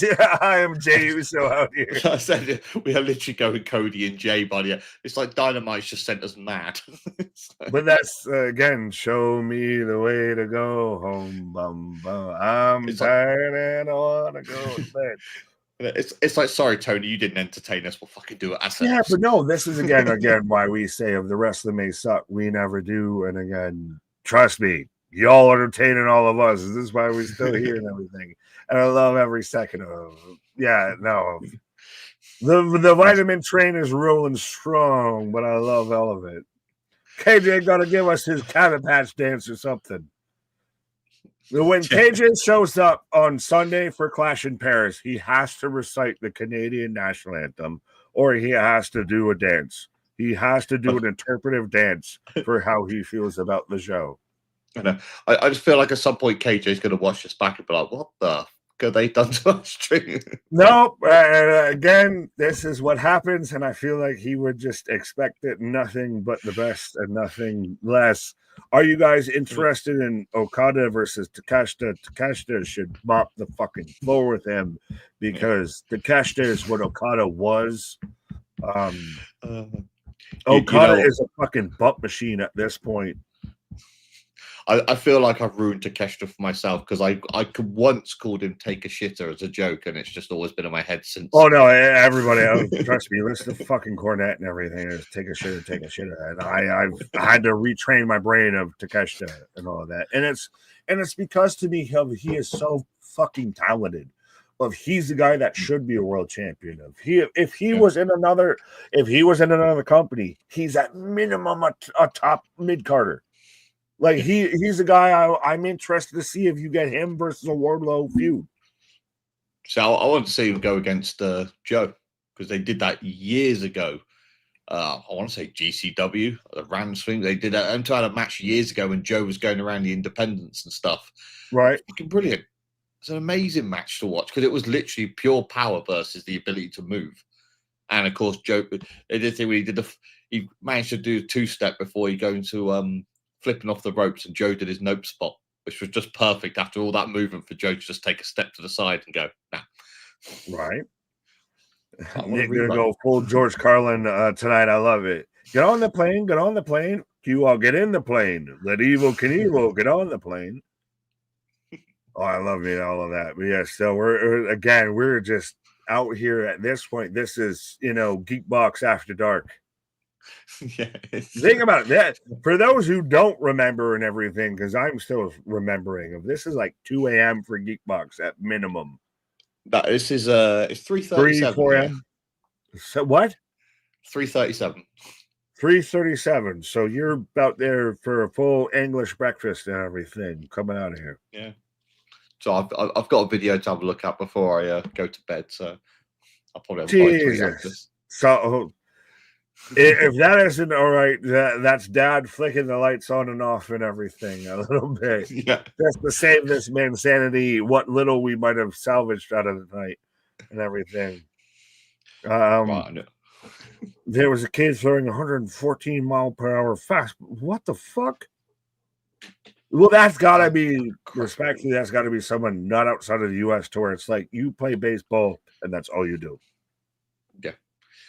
For the world.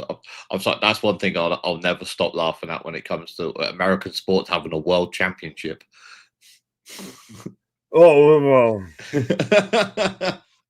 You're going to shut the fuck up when my Bills win it this year, so you're going to shut the fuck up. It's like the rest of us in the rest of the world to go, well, will we fucking invite you? Well, again, speaking of George Carlin, it's the greatest, one of my favorite George Carlin lines. Well, if it's undisputed, what's all the fighting about? Yeah. I hope TK sees what's happening in the Rays. He fucking hasn't, because he hasn't for miles and years at this point here. Yes. Jonathan Mitchell, hello from the other side. So you're good. 7 out of 10. Hashtag Wrestling for Life. Hashtag WFLN. Again, at this point, I think we're bowing out to save this man some hours of sleepage. I could keep talking to keep this man going, but he won't tell me when to stop. Yes. Probably not. Well, we proved that after the stream on Monday, didn't we? We might prove it after the stream on Friday too. Just saying. Spoiler alert of just, if you know, you're gonna know. WFL over everyone else. Hashtag WFU. Randy out there. Mega. MDB. I love a good juice box. Safet. Jose, Hodor, Bradley, good night, everyone. See y'all tomorrow night for the preview for Clash in Paris. Exactly. Show up and show out, because that's what the show's about. Bash 8, what up? Again, Soft Fit. Geekbox, the fucking comments won't end. Forbidden Door versus Clash in Paris. Which one is your favorite? One hasn't even happened, but Nick, eat it I'll up. say Clash has happened. Yeah. I'm probably going to go for Clash of Paris automatically. So it's, wrestling. There you go. KJ used his polls to distract us and give us schoolwork. he was the teacher. We're just, with the frizz. No way. Cruising on down Geekbox. You're relaxing, feeling good. KJ's punishment sentence, anthem or dance. Yeah, exactly. Remember that. Star that. I'm starring that right now. Bands to make him dance. He's going to come back and be like, Nick, why is everybody asking me to dance? No, I think he'll figure it out fast enough and just, I've been sabotaged. Nick just reads the funny comments. Well, that's just all of them at this point, respectfully.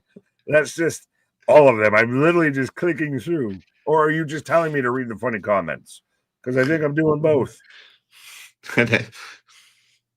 Yes. Stop it. Good night. And Corny just put out his thoughts on YouTube about the Rampage kid. Oh, boy. Oh.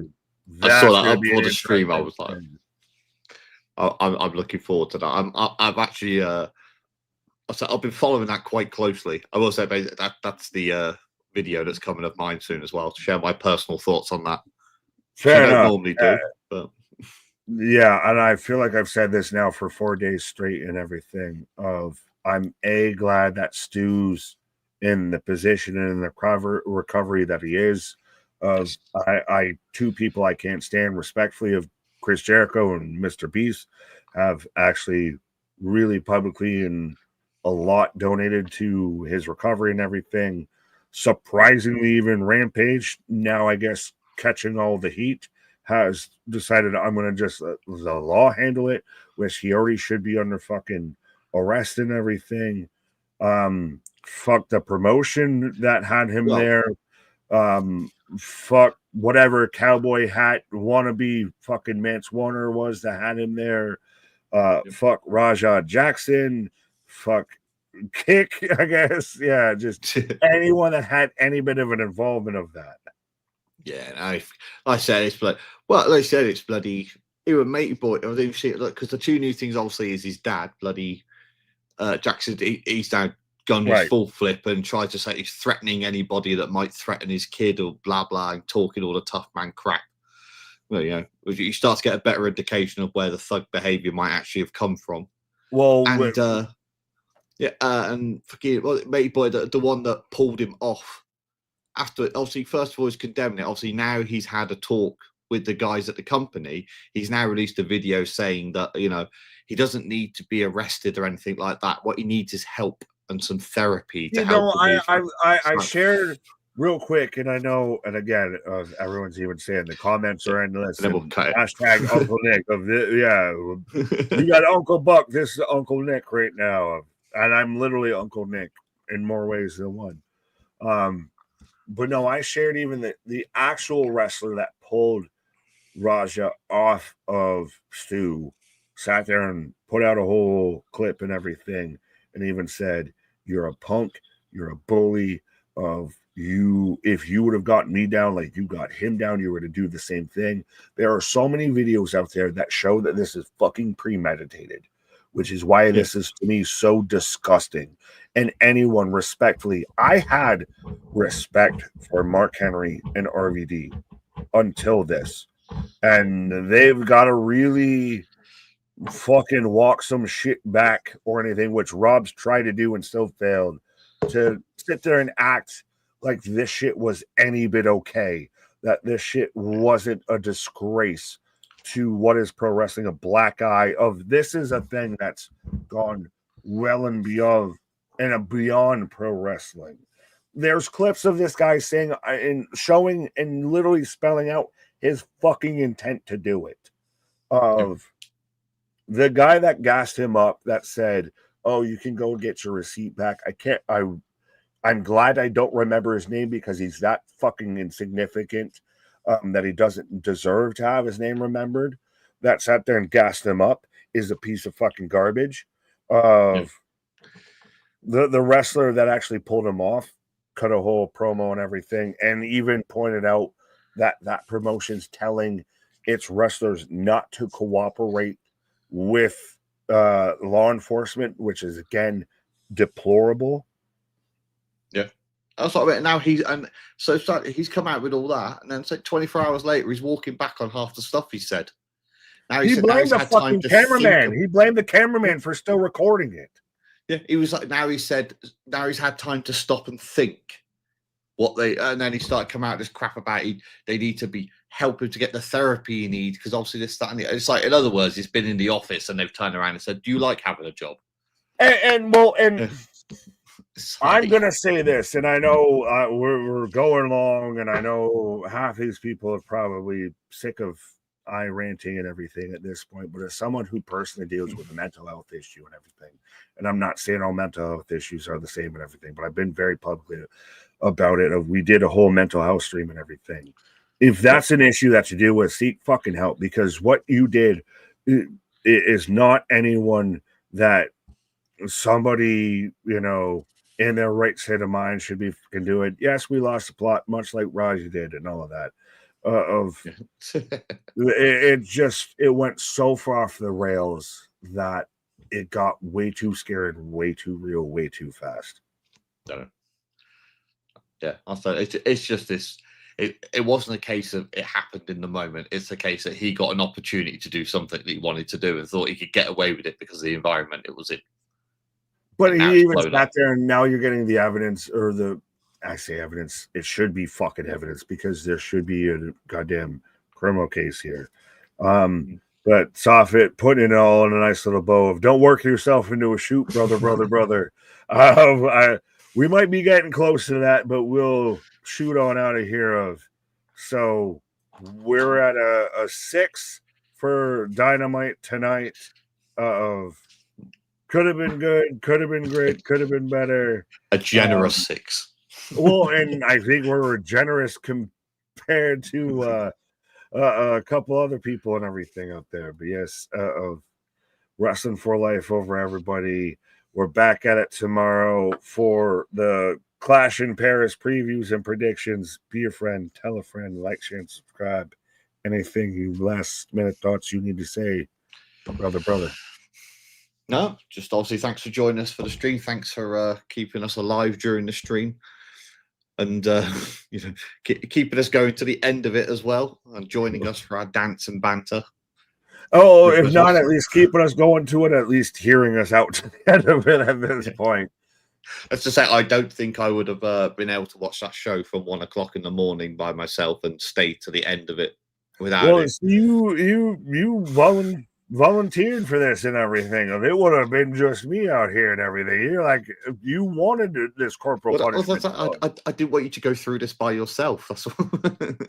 Hands, touching hands, reaching out, touching you. But our shit is real, our shit is raw, our shit is authentic. When you talking about that rest of you, but about that for life with it. Yeah. Back tomorrow.